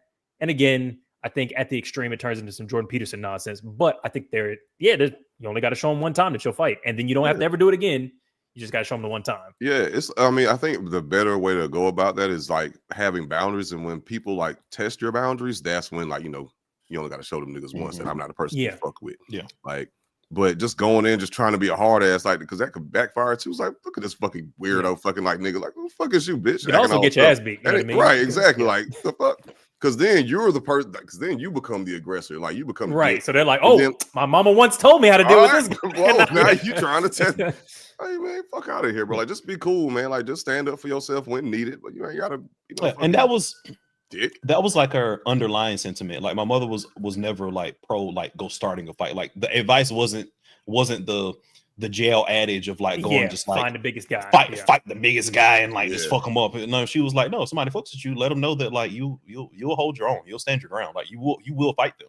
Was the underlying sentiment, to be sure, even from her position, which was but she lives her life is different than that, I would say. But she never told me start fights, to be sure. Yeah, I always because I think a difficult thing that I've found is, and I think for most people, you experience anxiety or fear in combination with needing to sort of like assert your boundaries and shit. And I remember this guy, a therapist online, something like that. He said that anxiety is kind of the antithesis of anger. That anxiety is you not trusting your future self to be able to access anger, to protect yourself, to be able to show someone, hey, I'm willing to fight you. And I think that the prison adage, to some extent, I kind of understand where that's coming from, because it's kind of going like, damn, if I only got to fight him once, I got to wait until a boundary is crossed. And I don't know when, wait, so when do I show them? So now you're always on this defensive edge, waiting for the moment to beat somebody's ass to show them the thing. And then maybe once you pass it, then you can kind of relax. But I guess with the just find the biggest guy, it's like, okay, yeah, the fight starts on day one. And then after that, I can relax. And I feel like that applies to a lot of situations. If you're going into a place where you're like, I know that I need to show that I'm not to be fucked with, that, at least for me, can present a lot of anxiety in the interim period.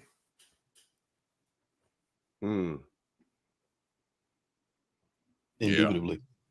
Which maybe is just unavoidable because that's just, conflict is a part of life. So that's just is what it is, you know, which is also fair. Oh yeah, okay. So silly question now. Your best friend just won the lottery, but refuses to give you a dime. Are you staying friends? You can grab that at shop.wavingtheredflag.com. How much money they win? That's right. Really How much money? How much money? Okay, I'm gonna say they won 500 million, and I'm like, oh, you can't give me shit, but you won. Nah, you might have to like, break me something off. That's it. I mean, okay, like, you know, like even if it ain't money, like just a gift, like a little something, like yo. But also, it depends how close we are. You know what I mean? Like how oh, yeah, sorry, yes, you said best friend. Oh yeah, best friend. You got. Come on. You got. Let's say it's duty back. I mean, not you got to, but we ain't gonna be friends no more if you don't. Yeah, I would say it's $1 million. Yeah, it's $1 million. It's $1 million. Yeah. $1 million? $1 million ain't a lot of money. They ain't got to give me nothing if they got $1 million. Yeah, you're right. $1 million is not a lot. If they gave me something, I'd appreciate it. Like I'd be like, man, this is great. But no, you're right. $1 million is that's I because $1 million is like you can't even buy a house full. Like you know what I mean. You could with $1 million you're not set for life with $1 million. You know, so not straight up. No, them niggas might not even be set for a year with $1 million.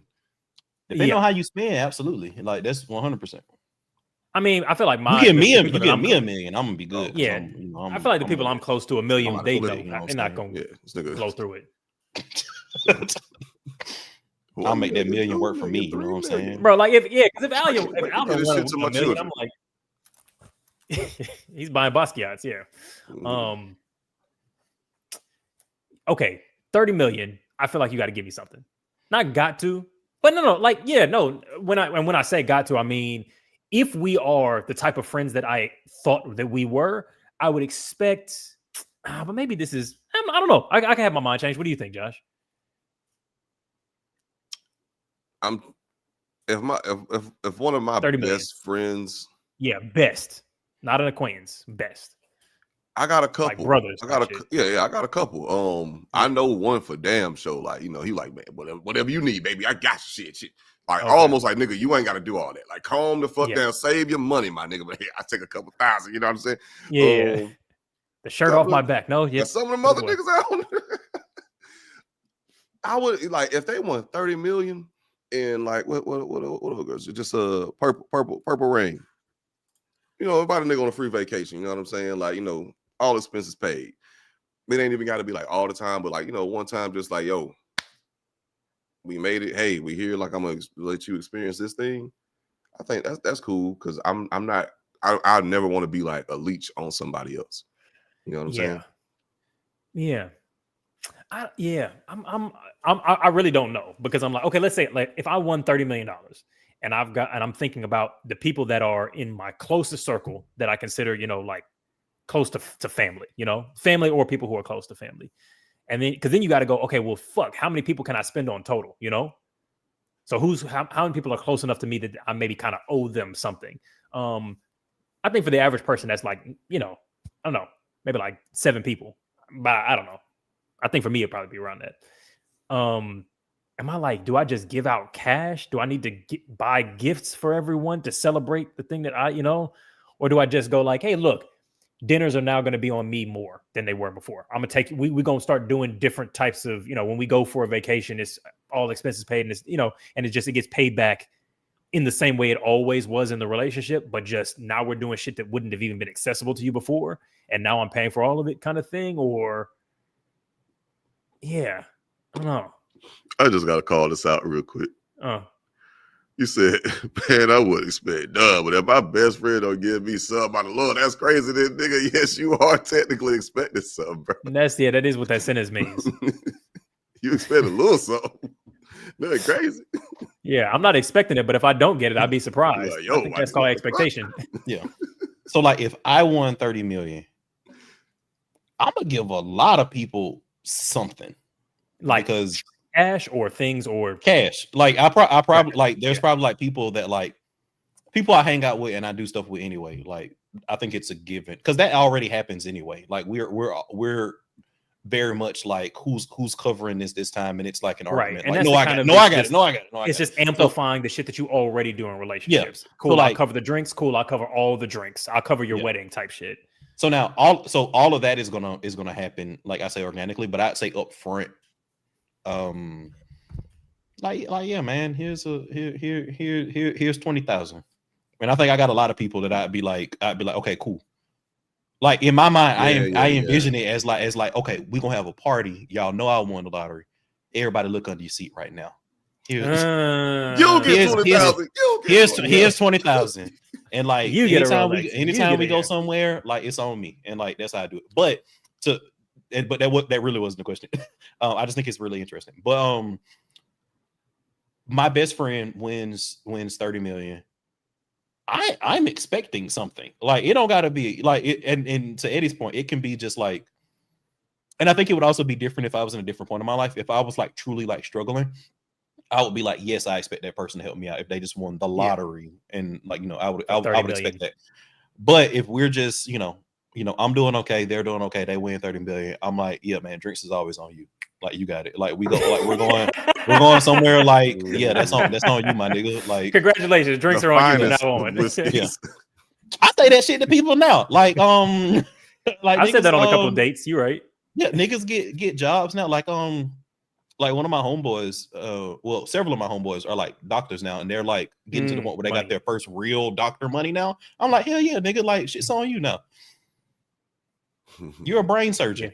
Absolutely, you got it. Bro, put it on the table. But to some extent, I also feel like there's people that I owe money, if that makes sense. Like not like they just help me out so crazy that I'm like, if I were to calculate just with interest what your assistance, which might have been financial, it might have been emotional, whatever, is worth in dollars today, like I would owe you, thousands, tens of thousands of, in some cases, dollars. So those people, I would probably just make a calculation and just go like, cool, I've got a bunch of money now. You help me out to the tune of like, what is the equivalent of 50K? Just here's that. So maybe I do some back of the napkin, calculations with an accountant and be like, what can I give away? So there'd probably be 2 or 3 of those. But just gifts on, yeah. I wish there was I literally saw a TikTok today that was talking about that. Michael Irvin was talking about something that he learned from O.J. Simpson, of all people, how O.J. gives money to his family, but they receive it. But when the family member receives said money, they receive it in their tax bracket. So they have to pay the taxes on that money in their tax bracket versus the rich person giving like $20,000 to them, and then the family having to pay taxes at the rich person's tax bracket. Yeah, which is way more money. Gift tax. Oh, so you give the gift pre-tax? Is that what you were talking about? The name of it is you set it up. It's like a dynasty. It's a dynasty something. I can't remember the freaking name of the thing. Some kind of trust or some. Yeah, it's a dynasty trust. A dynasty trust. Okay. Yes. Yes. Yeah, you put all your family and friends into that shit, and so that like when you give money to them, like when they receive it, it's at their tax bracket. I fuck with that. Yeah. One thing that I also fuck with, like, cause 30 million is a lot of money. If I win 30 million. I'm a just fall off the face of the planet for like 2 months to figure out what to do with that. Cause I feel like I wouldn't know what to do. If I had 30 million all of a sudden, even post-tax, and let's say that I get to keep 15 million of that, like I wouldn't even know what to do, like how to arrange that. Cause that's the type of money where it's like, oh, that's not just paying my rent. That's like, I can set up financial instruments to always pay my kids rent. You know what I mean? It's just, I would have to go to a financial advisor and go, what the fuck do I do with this money? Like, I have no idea how to set this up, how to make it to where I can keep as much of it as possible. The things that I could do with this, I could set up scholarships and shit like this. Just so much shit that you could do with it, So that's the first thing. But then one of the kind of financial instruments that I remember seeing was in The Fall of the House of Usher with Brian Greenwood or whatever. And in it, he sets up these trusts where each of his kids gets like $1 million seed capital for a business idea. They just have to pitch it and win it.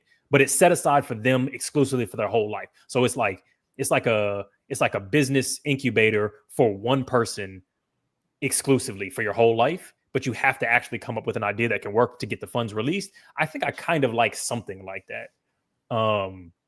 Maybe not for friends, but maybe in addition to the gifts that I might have to just give off of, bro, you let me sleep on your couch for like a year straight. And the amount of rent that I didn't pay, plus interest to now is like, I owe you like 30 grand. So here's 30 grand. But in addition to that, maybe I might do some. But I think it'd be like, man, nah, bro, this shit, man, cheapskate. What I thought you were gonna give me 50. What if they hit you with that? Is that what? How much? Okay, this ain't enough. I mean, yeah, okay. You never people are like, you never know like how greedy people can get when it comes to like when vast money is involved. I mean, we over here negotiating other niggas' money, so yeah, people can be greedy. Maybe we being greedy. It's also like that kind of thing where I've never had an issue just being like, no, like you got what you got. Like I gave this to you, and like you can be grateful, you cannot be grateful. I'm not expecting anything of you based on like me giving this to you. And like if you feel like that's more than you deserve, it's for my gratitude, not you. Yeah, I'm not giving you more. Like we can be cool or we cannot be cool. Like I feel like those are very easy conversations to navigate. But I'm not. I do think that would tarnish our relationship a little bit. Oh, you know what I mean? Yeah. Like we may not be the same level of cool anymore, but like I'm not gonna fold to that kind of this like is one stuff. of the things that's difficult about this because Gerard Carmichael and them, they were all in a thing and they were talking about the way people ask you and start to owe you money, and the way he was saying it and the way the guys in the room were agreeing with it, I felt like they were in the wrong because they were like, oh, what, I owe you a house because you supported me during my career, grandma. And I'm like, I mean, if you got it kind of a little bit, like the way he was saying it was like it was obvious, but I was like, yeah, I mean, yeah, this person didn't just support. They didn't just say we like you. Like they went to every one of your shows. They paid for your car. You wouldn't have been what you did without them. So yeah, it's like an investment. They put in 10%, they get that back with interest, kind of thing. But that still might not be the house they was expecting. Look, it still might not be a house, which is a fair point. It still might not be worth a house. But he was saying it like the way he said it was so dismissive of anything. Like I owe you nothing. For supporting me. This is the silly question. I don't think we ever got to the no. Yeah. Oh no, this was the silly question. Yeah, this is a silly question. Hey, it depends who you're talking to. Like anything can be. Yeah. I mean, because the serious question was always just talking about who to nut in and who to shoot. So yeah, I mean, Waving the Red Flag podcast. You can grab that at shop.wavingtheredflag.com. 10% off for members, Like the podcast, it's got range. Facehead. There we go. You know what I mean? Factory. Big fact. Double the prompts. 100%. Always be plugging. 10% off for members. Patreon, YouTube. But I do wonder, who do you owe shit to? And it feels like it almost can ruin relationships because, I've thought about this. Some of the times that I've been the most at peace is when I'm so broke I can't spend any money on anything. And so I pick new hobbies and I'm reading more books and I'm doing, you know what I'm saying? I'm thinking more, you know what I'm saying? I'm meditating because that's free. So I'm doing shit like that. And it's like, I'm savoring my breaths, because those are the hobbies I can have, Bro, I was meditating my ass off when I was broke, bro. Yeah, exactly. Yeah. You cooking your own meals and shit like that. You don't got nothing. And all that shit. And so I'm like, damn, I'm bored. Let me think about my thoughts. I can do that. So let me push these thoughts to the side. Let me just let these thoughts pass. Like a gentle cloud. But then when you have a little bit of money, it's like, oh shit, I gotta figure out I gotta budget this out and figure out what to spend this on. And you have a lot of money, then it's like I said, if I got $30 million, now I need to go talk to somebody for a few months to even figure out how to start using this money. It just feels like, if you didn't have anything, you and that person would have been good. But as soon as you get 30 million, now you have to figure out, okay, what's the because before I was giving you 1% of the 20 grand I make a year in, you know, drinks that we would buy for one another. But now I got 30 million. So we got to calculate that up. Now we've ruined the relationship. And it's also like 30 million. I think 30 million is a good amount to pick for this because you can fuck up 30 million in a year. It's not, it's not a billion. You can't even, you're not. Yeah. I mean, you can in theory fuck up any amount of money, but it's hard. Like if you tried to spend every day all the time, you're probably still not even touching it. Yeah, it's a lot harder to fuck up a billion, 500 million plus than it is to fuck up 30 million. You can fuck up 30 million as MC Hammer, as Bobby Brown. So I think you're right. Like it adds an extra level of complexity to how you even manage this shit. Like even just for you, like not even factoring in other people, just like how you want to live your life going forward. What would y'all do if y'all did just come into 30 million? Like, what's the first couple things that you might do? Yeah, talk to a financial advisor. Yeah, you said that. Yeah, you did say that. I'm going to. I ain't gonna tell y'all the area, but I know exactly what area I'm doing, and I'm clearing every single debt that both my sisters have. Houses, all that kind of shit. Then I'm buying us houses in the same neighborhood. I know exactly what that neighborhood is because my ideal living situation is I don't want to live in the same house with us, but I want to live like walking distance away from each other. Okay. Little village. You buy like 3 houses on the cul-de-sac type shit. Yeah. I probably get my oldest nephews a spot for themselves to share wherever they want it. Like I talked to them about that. Yes. And then I'm setting them up with some money. And then I'm putting probably, if I got 30, I'm probably putting like 5 just in like the lowest possible risk like investment vehicle that I can think of. So probably not even like an ETF. Like I'm probably not even an ETF or a mutual fund. I'm thinking like maybe shit. Like, can somebody give me like a certificate of deposit for 5 million or some shit? Just again, the lowest possible risk avenue. And then I'm finna go on like the craziest fucking shopping spree ever. I'm buying everybody Porsches and shit. And then I'm gonna set up my little party situation where like I'm giving the close folks again, whatever amount of money it is, $20,000, $50,000, whatever it is. Like you get 20,000, you get 50,000. And then I figure that'll get me through like the first like 2 weeks or whatever that is. And then I'll figure the rest out later. Yeah. Okay. That's giving me some ideas now. Can I and also one real quick, like for purple. So ETFs and mutual funds are entry level, but they're entry level because they're good. So picking risk. Individual stocks, almost everybody loses long term, and you don't beat the market. The investment firm that beats the market most likely will be Berkshire Hathaway, RIP Charlie Munger. But over a 10-year period, like most investment groups don't beat the market. So ETFs actually are entry level, but it's because they're good. Mutual funds and ETFs are the gold standard of investment for a reason. Is what it is. Bonds only make sense in certain economic conditions, even corporate bonds. Somebody was explaining bonds. I think I was watching some YouTube video and they were explaining how bonds work and shit like that. And then they were saying, fuck, I watched that whole video and I've forgotten what the fuck the lesson was. It was something like the whole economy's about to collapse. I don't know. I forgot it as soon as I finished it. But I think for me,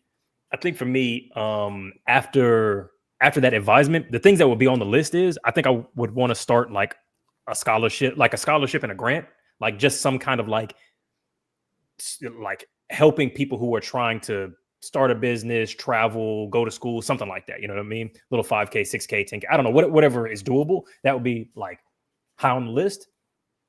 Then it would be, or maybe before that would be, I guess, do the like financial independence, early retirement shit and put money into, I guess, an ETF mutual fund thing and just see how much I need to put away to be able to draw 50 grand off of it each year to just live off of. So I'm like, cool, that's my live fund.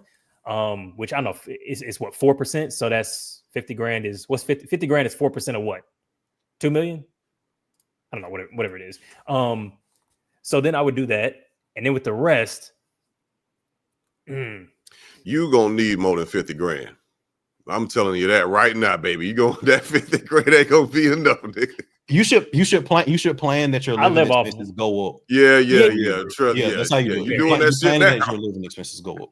Yeah, I guess. To Josh's point, that's why I need to talk to the financial advisor because you do the perpetuity because I'm here planning for current. You assume that you have to draw more and more each year, and then by the time you get like probably 65, then that spikes considerably because then you have to add medical expenses onto it. So that's how you plan those kind of things out. Yep. So then you put aside.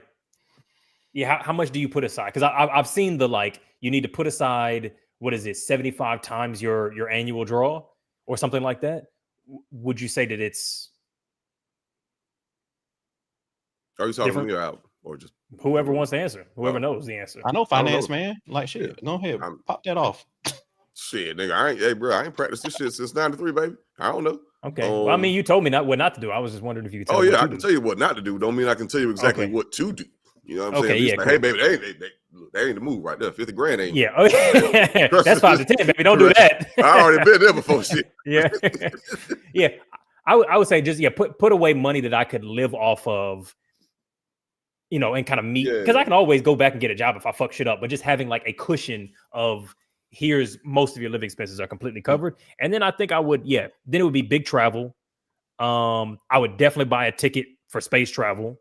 So Blue Origin, pick your poison, whoever. I'm putting down 250 grand, 300 grand to get a ticket on a space flight. To risk your life. Yeah, man, the fuck. What else I'm doing with it? Of course, I'm gonna do some white shit. As a black man in this world, I'm risking my life every day, my brother. Right? Exactly. Why not do it in space? We're trying to get there. Shit, Whitey's on the moon. I need to be there too. You know what I'm saying? But Whitey's on the moon. One small step, niggas. You know what I'm saying?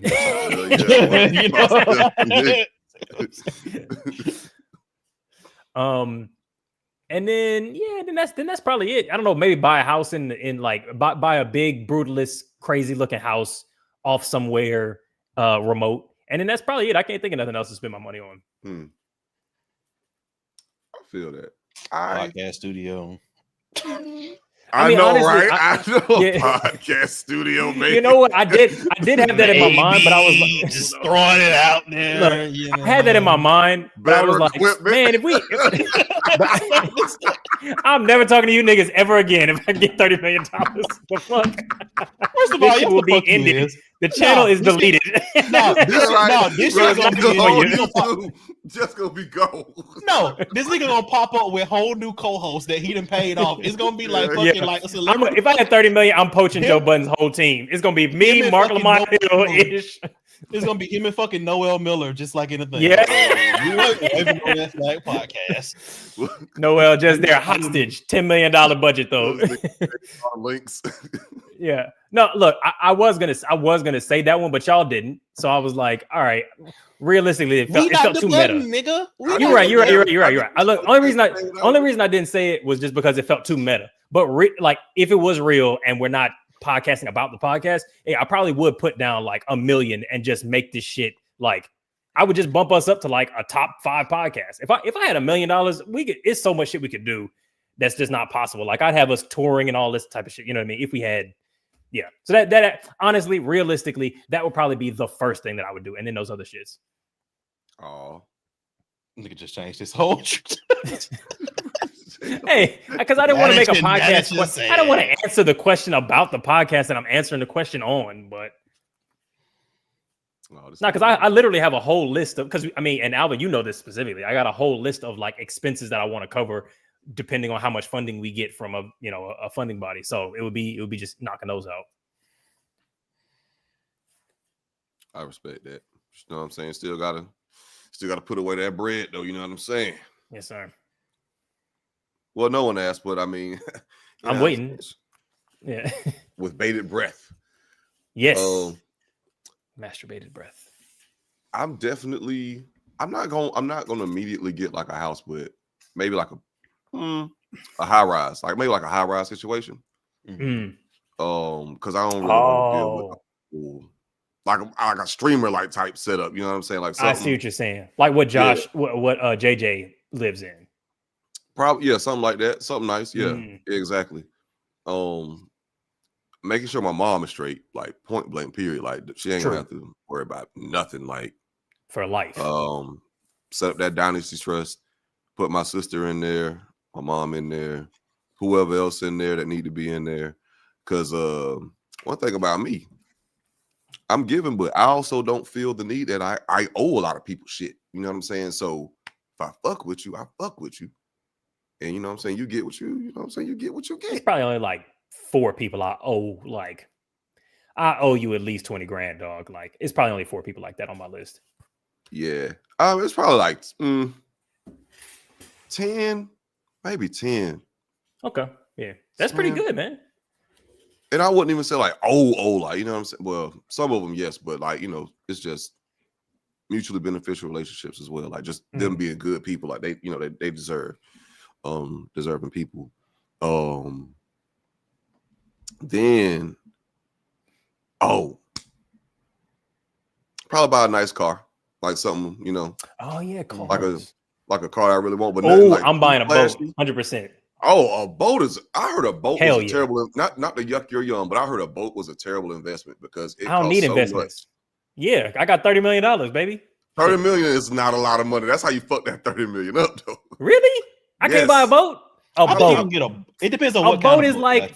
It's like a little tiny baby yacht is like. I've looked this up. Oh, you're talking about a yacht? I want to buy bed. Yeah. No, not a yacht yet, because you're thinking of a super yacht. A regular yacht is like. I know what a regular yacht is, like 300,000. Okay, 80K. Yeah. You get it. You said 300K? Because I feel like I've seen small ones that are sleepers that I could get for 80K. Them shits is probably ass. Trash. Yeah, right. Well, yeah, still 300K. You can get like pontoon boats. It's a kayak with a roof.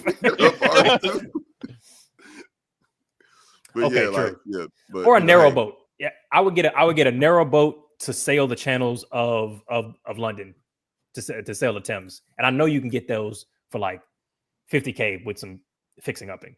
Yeah, but just keep in mind of the upkeep. But like we actually got 30, like my nigga, like I have $30 million. Bro, again, that's how. But that's that mindset is how niggas go really? broke. Like always. But think I already about put the money in the. They always think about the lump sum every time they spend money. I got $30 million. You just spent 500. Nigga, I got. But 30 I already million. put the 200,000. Nigga, I got 30 million. Now you got the finance degree. You right. Wait, but okay. But if I already put the other money away, and I'm not touching that, aren't I good to just spend however I want to spend? If that money is amassing, if that money is growing at a fast enough rate, it's in ETFs. If that money is growing at a fast enough rate to match your spend, then yeah. But it don't have to match my spend. It got to match my yearly draw, which is capped at whatever I say it is. I'm not drawing extra. 30 million. You got to be careful. Yeah, you got to be careful with 30 million. Like 30 million is not. It's not. Like, I can't be careful money. It's it's like I'm good. If I take the 30 million, because I'm just trying to understand the math of what y'all are saying, or maybe I'm just misunderstanding. If I take the 30 million and I take, let's say I only get 20 million of that after taxes. I take 10 million of that, I put it in the ETF, and from that 50,000 or whatever gets drawn each year, and then the other 10 million I completely just blow through. I'm good. Okay. Or have I misunderstood something? I think that you need to think a little bit heavier about like how much control you have when in your mind you have that lump sum, the rising level of how much it will cost you to do even like your Spartan level of lifestyle, especially as stuff gets more complicated. And then it's also like the fact that like stuff happens in terms of your life, in terms of like health, all that kind of stuff. Like the vast majority of like what old people spend their money on is like healthcare resource and all that kind of stuff. And it's like you go to the doctor one time, you go get an MRI, in certain places, and that's shit, man. I just dropped $5,000. You know what I mean? Like I just spent $20,000 on a routine health visit kind of shit. So I do think that like I think you're right. I just think that it's, to Josh's point, a little bit more complicated than the simple math that I think you did on the back of the napkin. But like I think your ultimate like framework of how you're thinking about it is fine. Like you're fine. Okay, I'm so sorry for if I would yucking have your yum, my nigga, Yeah. Look, I'm thinking I'm not that I'm about to win 30, but I feel like these kinds of because that kind of shit can happen. You make a business goes off well, a podcast goes well, and it's like, oh shit, I've got more money than I did before. What do I do with that? So these are valuable questions for much lower tax bracket decision making. But I guess in my mind, I'm tending to think the amount of money that I'm setting aside is the I'm good amount. So everything past that, it don't matter whether I fuck it up, is how I'm thinking. That's the framework I'm operating from. But I'm wondering if that's wrong. So maybe it's not 50K a year, maybe it's 100K, maybe it's scaling up. But I'm assuming that there's a point that I could sit down with the financial advisor and say, how much money do I have to put into an ETF such that the remaining money, no matter what I do with it, I'm good for the rest of my life. And I assume that's possible with 30 million, but maybe I'm wrong. I think it's possible. Yeah, you know, I think you got to be careful. Yeah, that's definitely be careful. Yeah, that's definitely the range of it. You got to be careful. If you're not planning on multiplying that 30 million, that's definitely be careful. But you'll definitely be living a decent life for sure. Oh, and I'm traveling. Yeah, travel for sure. Josh, what's your dream car? Because you did say you was gonna buy a nice car. Yeah, you didn't get to. Sorry. You know what? I'm not even really sure. I might just get like a Mercedes AMG. I'll probably go with like a Mercedes AMG or something like that. Gotcha. Ooh, or that one that looks like a Jeep. Is that the AMG? No. It's about the G-Wagon? Yes, the G-Wagon. Either G-Wagon or an AMG. Like the one that look like the Mercedes SUV or the G-Wagon. Yeah. I definitely want to get a G-Wagon at some point. And like with the G-Wagons, they're such good vehicles that because I was watching what was it, like Doug DeMuro or whatever, and he was breaking it down. And this has been confirmed by a lot of people. So they hold value so well, even like really like fairly old ones, because they're like you can't bust them. So it's like if you can get a good deal on like a 10-year-old G-Wagon, as an example, he was kind of like, you should just go get that shit. He was like the engine's still good. He was like, the shit's gonna last you like another 20 years. And he was like, but everybody knows that. So the value of like even really old G-Wagons is like still really fucking high. Like the market has like not moved on them at all, because everybody's like, yeah, you just go fucking get a 5-year-old, like, 5 to 10-year-old G-Wagon and you're good. I can't wait to have that kind of money. One day. They are expensive as shit. Yeah, like I didn't even realize how expensive it was until I was watching that shit. Shit, yeah. Now, because I know like a lot of celebrities, like, of course, like rappers and shit, when they get a real check, their first real money. Yeah, I went and got me a G-Wagon. Whoop, whoop. Yep. Before closing it out, do we want to go through our favorite guests / episodes / appearances? Maybe from the last year, or I guess all time, because we haven't done many of these like year wrap type episodes. We should do that though in the future. Yeah, maybe around New Year's, that kind of thing. Yeah. Damn, that's a tough one. I can't even remember all the. That's a tough one. FD for sure. Like anytime he come through is always good. I'm shocked at how good those damn episodes are. I'm not even gonna lie. Like I feel like he maneuvers what the fuck we do on this podcast very well. I'm not gonna say surprisingly well, but like, yeah, I'm almost like shocked at how well it works. You know what I mean? Because it'd be academic and dumb at the same time. Yeah, because like I've seen him on like many other podcasts, and like those videos don't pop off. No, yeah. Oh, maybe what you're saying is we're special. We might just be a little bit. You know what I'm saying? Just a little bit. We got to get our organic numbers up, though, my nigga. Yes, 100%. Yeah, no, because I was looking at the top like 6 videos, all FD shit. All FD, goddamn. Yeah, but do we got this one? You know what I'm saying? Schultz hate that always goes I was off. surprised. Dom, y'all fuck with Dom, like, cause like, okay, I think you either love Dom or you hate him. Like as far as like the audience. But yeah, I always like when Dom is on. Yeah, no, Dom is. I mean, fuck, I like everybody we come on because I invite them on. But you know. Yeah, true that. Yeah, we've never had a guest where I was like, I didn't enjoy that conversation. Let me see. There was one. No, go ahead, Joe. I was about to say there was one, but that was just because I was out of my depth. It's not that I didn't enjoy the guest or like they weren't like a nice person. I was just out of my depth. I didn't, It was. You should have been. You should have been on that episode versus me. Can you say who it was? You don't have to. No, you don't. You don't have to. Yeah, yeah. I mean, you like you don't ask me, and then like actually no, you don't say it. But no. I know no, because that is exactly what. Because I was saying it for your comfort initially, and then your response made me say, okay, let me say it for my comfort. So like at first I was gonna be like, oh no, use your discretion. I wasn't gonna say it. You kind of prodded me like, well, I mean, but he was like, well, actually, no, nigga, don't say it. I know. Well, yeah, I feel like I just explained what happened in my head, but yeah, I know, but it was still funny. Okay, yeah. I would say also, Zoe Sin was fun. I feel like that was like informative of what the fuck is going on in that industry, kind of. Oh man, that was fun. Yeah.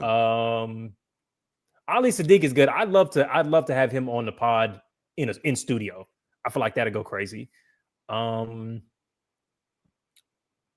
Roy Wood is good.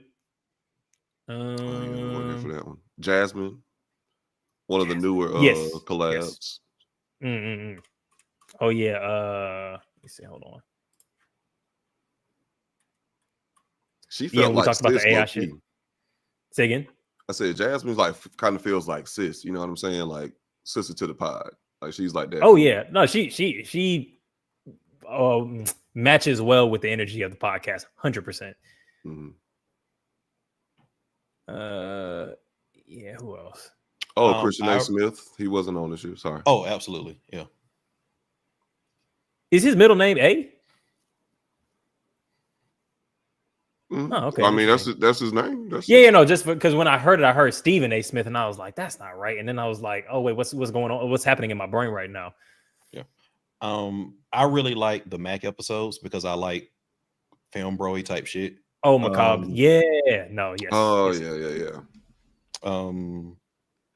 The one that I'm like upset I missed because like I like what they're trying to do like so much. When y'all had Tyler on from Curiosity Theory, Dr. Starkid, like I was really upset I missed that one. Yeah. Oh, we're gonna have them on again, so you'll just try not to miss it. But it's in the calendar. I love when Dom comes through.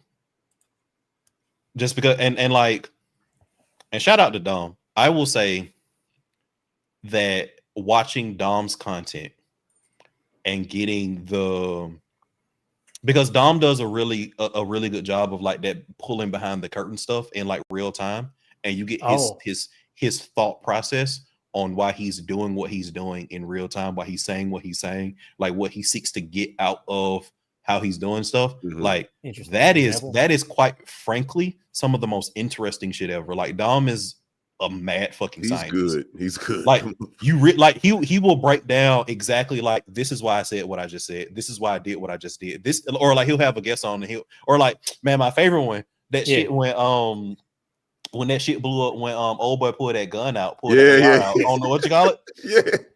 And like they got into the argument on the podcast, on the stream rather, and it got to the point where the conversation got to like, why am I even on here? Like the guest. And Dom is like, well, really, you're a stepping stone.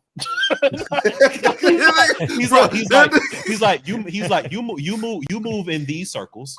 I'm trying to navigate into a conversation with these people that are in this circle that you are in the periphery of. So I thought that you were just relevant enough for me to have a conversation with. So then in a couple weeks, I could have a conversation with the people that I actually want to talk to. That's why you're here. I was like, that was that the gun clip or that was in that stream. That was in that stream. Okay, yeah. That makes sense. That nigga, because I saw a lot of that shit, bro. Like that shit went crazy, like on the low. It's like if you know, because I seen like some other shit of like other YouTubers that I never even heard of posted, made like that long little mini episode about that shit, about that stream with Dom and the other two. He's playing fucking 4D chess. Yes. Like everything that he says, even if like people think he pushes a boundary or whatever, he's doing all of this shit extremely intentionally. So I find that as like as a viewer and like a person who thinks about those kind of things in some capacity, extremely interesting. There are also creators that like I love that we've collabed with. I just like their content. So like I love the Raiders content. Like I watch their shit like now. I love Ernie's content. Like I watch Ernie's content. Blur Without Fear, shout out. Yeah.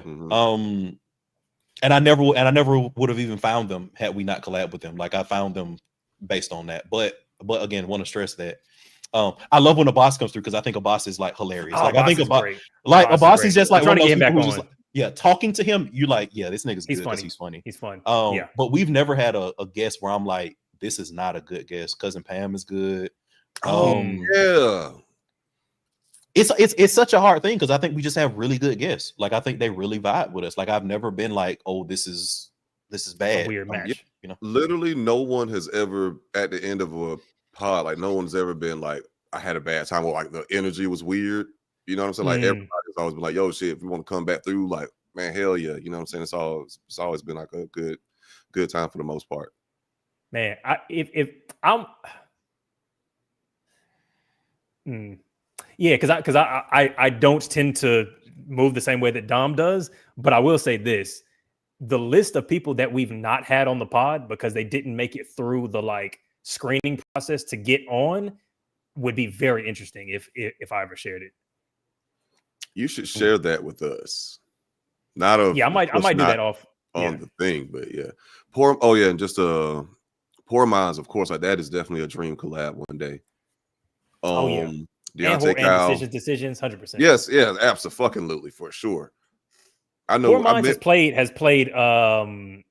It's a Red Flag during their UK thing. Matter of fact, let me play that clip just to give ourselves a shout out. You know what I'm saying? Hey, let's see if I can find that.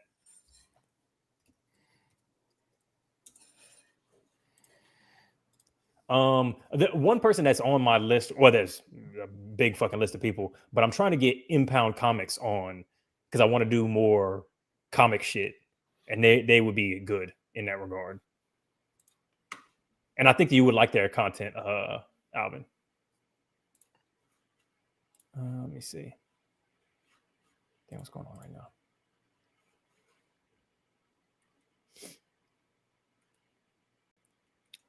What's a guest that you would want to have on, Alvin? Oh, wait, did we get shouted out on Flagrant? What? Yo, show the fucking clip when we got shouted on Flagrant. Fuck Andrew Schultz, but yo, we got shouted on Flagrant. You guys in Flagrant with your favorite white ass. That's crazy. Oh shit, because Eddie was like, yo, nah, fucking, I don't know if you want to go on that show, man. Bro, well, yeah, because we a racist scumbag Nazi. I don't even know if we can.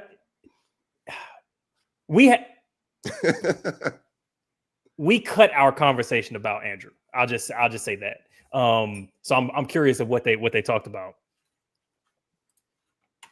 Like, did it just straight come up? Like, damn. Albara, keep I talking. started to watch it. I should have, but it seemed like he had a good time. But I mean, that's kind of what you would expect, though. Yeah, Ali's good at it. He knows how to socialize with lots of different types of people, which is a talent, you know. Yeah, but I mean, I know. Oh my God, Andrew Schultz is a devil. Like, you can't say nothing. You know, the white devil. That motherfucker. He's funny in pockets. You know, he can talk to. He's very funny when he's like across from Charlemagne. Absolutely. That's what he mentioned. He was on your podcast, but I don't remember where he just talked for 1 second. Hey man, shout out to him if he did that, because that episode is huge. Now we got to give y'all gonna make me watch the whole episode. Yeah, no, because we need to give an additional shout out / thank you to Ali if he did do that. I'm trying to find where is this clip with. Let me see. Hold on. Oh, here we go. And again, shout out to you, my nigga, for like making that happen. I still remember we was in London, bro. Like we was leaving London that day. And you was like, "Yo, I got the confirmation. Guess who coming on?" What? Nah, I remember that shit felt like Christmas a little bit because I was like, I had been working on it for months before that, simultaneously with shit, and I was like, let me not say nothing until we got it. So then I confirmed it, and I was like, yo, Josh, look at my phone real quick. Look at this. But the crazy thing is, like, I sat y'all down to watch his special, thinking that y'all never seen it before. Mm-hmm. Like, yeah, I hadn't seen it before, so yeah. And I had to be like, have I got something for you later on? See, hold on. You see the difference? It's a big difference. Yeah. Women are like, nah. Man, UK accents, bro. Gotta love them. A red flag if they are a parent. No, I love the kids. You see the difference? It's a big difference. Women are like, nah.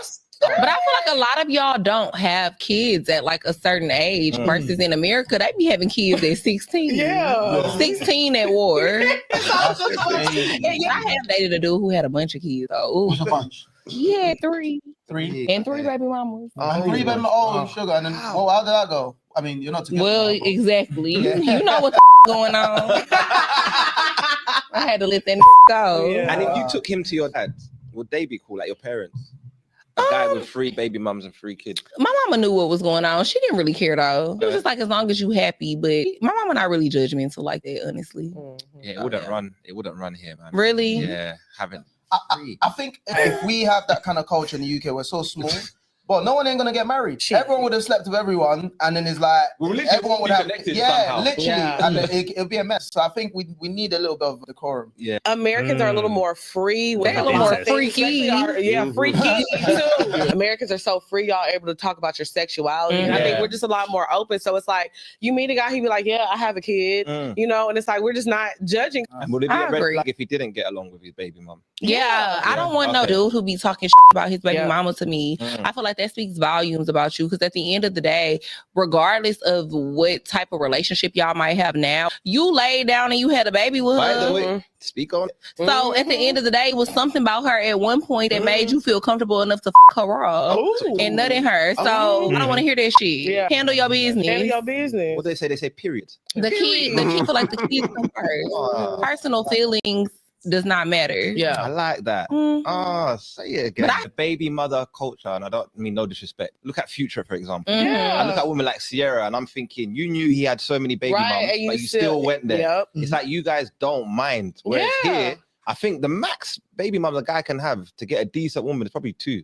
And that's just my max is 1, like 1 kid, 1 baby mama, like that. That's my max for me. And will you be like sister wives, or is it keep her over there? Oh, ain't no sister wives. I beat her ass. I was like, that was a long curse together. Like, it was not about to be my sister wives, nothing. But the men that I have dealt with, it was very like black and white. They're great fathers, and they know. Yeah, no, that was unless y'all want to watch the rest of that. Nah, but I completely forgot, man. Like, I cannot believe, like, yeah, as far as like some favorite guests, definitely, in my fucking opinion, they looked out for us when we was in London. Nah, they were fucking dope. Favorite, top 5, for sure. We gotta have them on again. Yeah, absolutely. And then Ada and Hanifa, they was cool because they looked out too when we was in London as well. Yeah, no, Seasons was good, and yeah, Ada has given me all type of like I've picked her mind for all types of shit. She's put me on a whole bunch of different like shit that's helped a ton with this project. So shout out to Redux, man. Like honestly, we could run the gamut of like all of our guests, every single guest, alphabetical order. And I would have nothing but great things to say about all of them, and I would love to work with any/all of them again. So. I think that's a plus. Yeah, Melinda and all of them was because we were just hanging. Like that shit was fun. You know what I mean? Yeah, and I was, I'm keeping to a schedule and shit, but we really was just hanging. Like it was great. And oh man, oh shit, it's the other guy from the he had dreads. We was in his car. He gave us a ride back on Mick. Fuck, what is yeah, fucking that We Out Here podcast. Yeah, We Out Here podcast, but the dude name Minx. Talking about the Foxing Hour. Yes. Yeah. Damn, I any other time I could remember his name, but yeah, I forget that. But we'll find out here. But here's him. You make less money than you. Yes. I don't think it's a red flag if they make less money than me, but it depends on the paradigm. Because, like, for example, I see myself making a lot of money, obviously wanting to be an artist and whatever. Mids was his name. Mids. See, I knew it was something like close to Minx, but yeah, Mids. Yeah. It's crazy that I'm sorry. I love you, Josh. That it was in fact quite close. Y'all can't act like I wasn't close. You were very close. You very close. Mad close. He's quite a minx. Nope, he's mids. He's mids, yeah, for sure. Mids cool as well. He put us on that song, that British, that song Twin Sisters. I forget old boy name, but I remember like, I was like, all right. He was the only. Yeah, he was the only person where it was like, because a big thing with me is like everywhere we were going, I felt like they were playing like Black American music. And when we was with him, he was the only person that was like, nah, let me hip you out to like some real like UK shit that wasn't just like the shit that like everybody in like you know that listens to rap know. Like it wasn't just Skepta, Gigs and Stormzy and like Central C. It was like she was like, that's cool. Here's some other shit we actually listen to. Yeah, and we learned mad good lingo because like they were almost struggling to tell us the lingo because they were overthinking it, and they were like, bro, we don't know none of y'all's words, so the shit that you regularly use in conversation is going to be unknown to us. Yeah, I'm looking up Dr. Beverly Whipple. Trying to find, does she have a YouTube? Dr. Beverly Whipple is a sexologist. Would be interesting because she's an academic. Oh, yes, okay. How to have an orgasm with Beverly Whipple. Oh, shit, I already know how to do that. The fuck? Not gonna tell me nothing new. Sorry. Never mind. That's what Eddie gonna say if like we have her on too. Like, how you be trying to tell motherfuckers how to have orgasms? I already know that. What can you add to I've this been podcast? nutted. I've been nutted. I figured that out decades ago. The fuck? Hey, look, just the fact that a person can be an academic while studying the G spot and then men get flack for having difficulty making women come. It's hey, right? That shit is hard. Come on, like, because I continue to stress this: the lesbian nut rate on a first date is still trash. Like, it's just hard, and that's okay. We can admit that, and we can admit that men don't show up enough. But like, come on, man. Like, yeah, lesbians on a first date, it's like 50-50. I thought I'll look it up. I thought it was like 65. I thought men. What's men? It's like 35. Oh no, yeah, men is like damn near zero. It's nothing. It's not even first date. Yeah. Okay, like look it up because I'm curious because I thought I'm thinking lesbian is like 65. Let me find still out. Not 100. Yeah. This is hetero versus queer.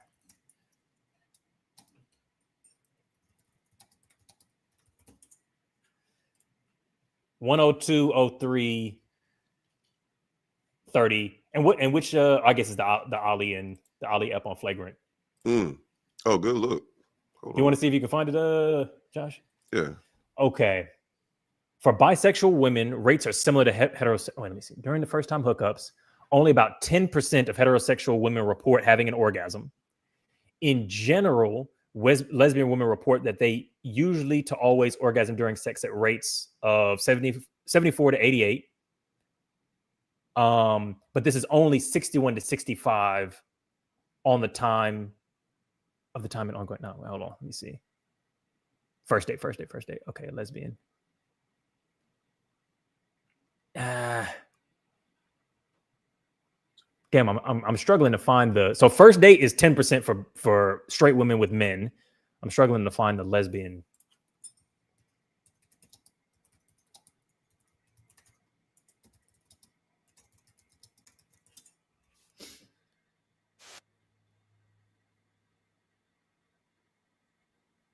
What are you laughing at, Josh?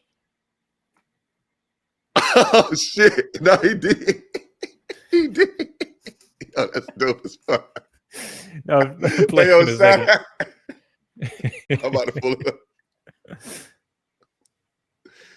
Oh shit! Wait a minute, who posted that comment? Okay, shout out to you. So it's looking like, and this is I don't have a good answer. Lesbian rate seems to be somewhere edging towards half, which is still trash. Which is crazy.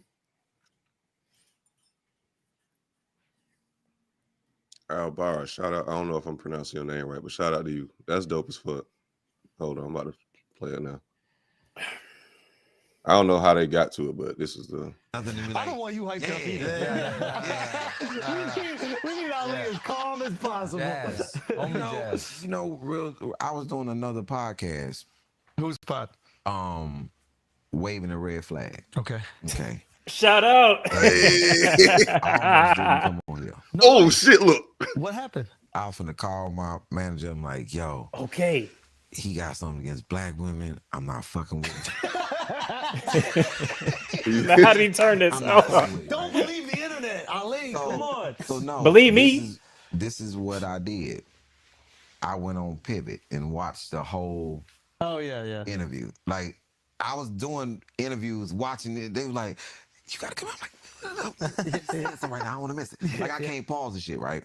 So as I constantly listened, it made sense. You know, and I was like, my first, and then you had said your knee-jerk reaction was to go with, and my knee-jerk reaction, oh, I'm not fucking with it. You know what I'm saying? And that it made more sense because that's what happens with us a lot. It's people. You know what? Shout out to Ali for because we didn't put that in the podcast for understandable reasons. Shout out for bringing it up just in the room and just speaking about it, regardless of where it ended up going. Mad respect for that. That's what's up. That's dope. Which one? You hate black women. Don't listen to the internet. Yeah, that shit got 702,000 people heard the name waving the red flag. There we go. Let's go. Oh, that's funny. Yeah, man, shout out to y'all. You know what I'm saying? You, the viewer, the subscribers, the community members. Shout out to y'all, man. For real, for real. It is possible from donations from viewers like you. pbskids.org. Big facts. All right. All right. I think that's it for today. Time to hit that dusty trail. Time to hit that old dusty trail. All right, everybody. Thank you as always for coming through. Shop.waving the red flag. If you want to get either of the card games, you can get both of those over there. And of course, 10% off for all of our members. You get access to bonus content, which includes replaying all the lives, and you get to see the full episodes every week, not just the clips. All right. Peace, everybody. Thank you for rocking with us for 300 fucking episodes. I was going to dress up as a Spartan, but you know what I'm saying? It's a very small business. Oh, shit. 5:30 a.m. Shout out to you. Yo, you got to look. If you really want to hustle, if you really want to fucking hustle, you need to be listening to WTRF first thing in the morning. You need to wake up at 4:30, go for a run, then listen to this podcast. Yeah, wake that ass up. You really just shouldn't sleep. Like I ain't slept since 03, really. So that's not how we got to 300 episodes from sleeping. Mm-hmm. Exactly, my nigga. And Henry, roll tide, go dogs. Dogs on top, my nigga. But you know what I'm saying? Y'all enjoy y'all little victory tonight. Thank y'all. Against LSU. Ooh. Yeah. Right. They don't even have a coach. They're balling. Where do we go? I don't know. No direction. We just vibe it.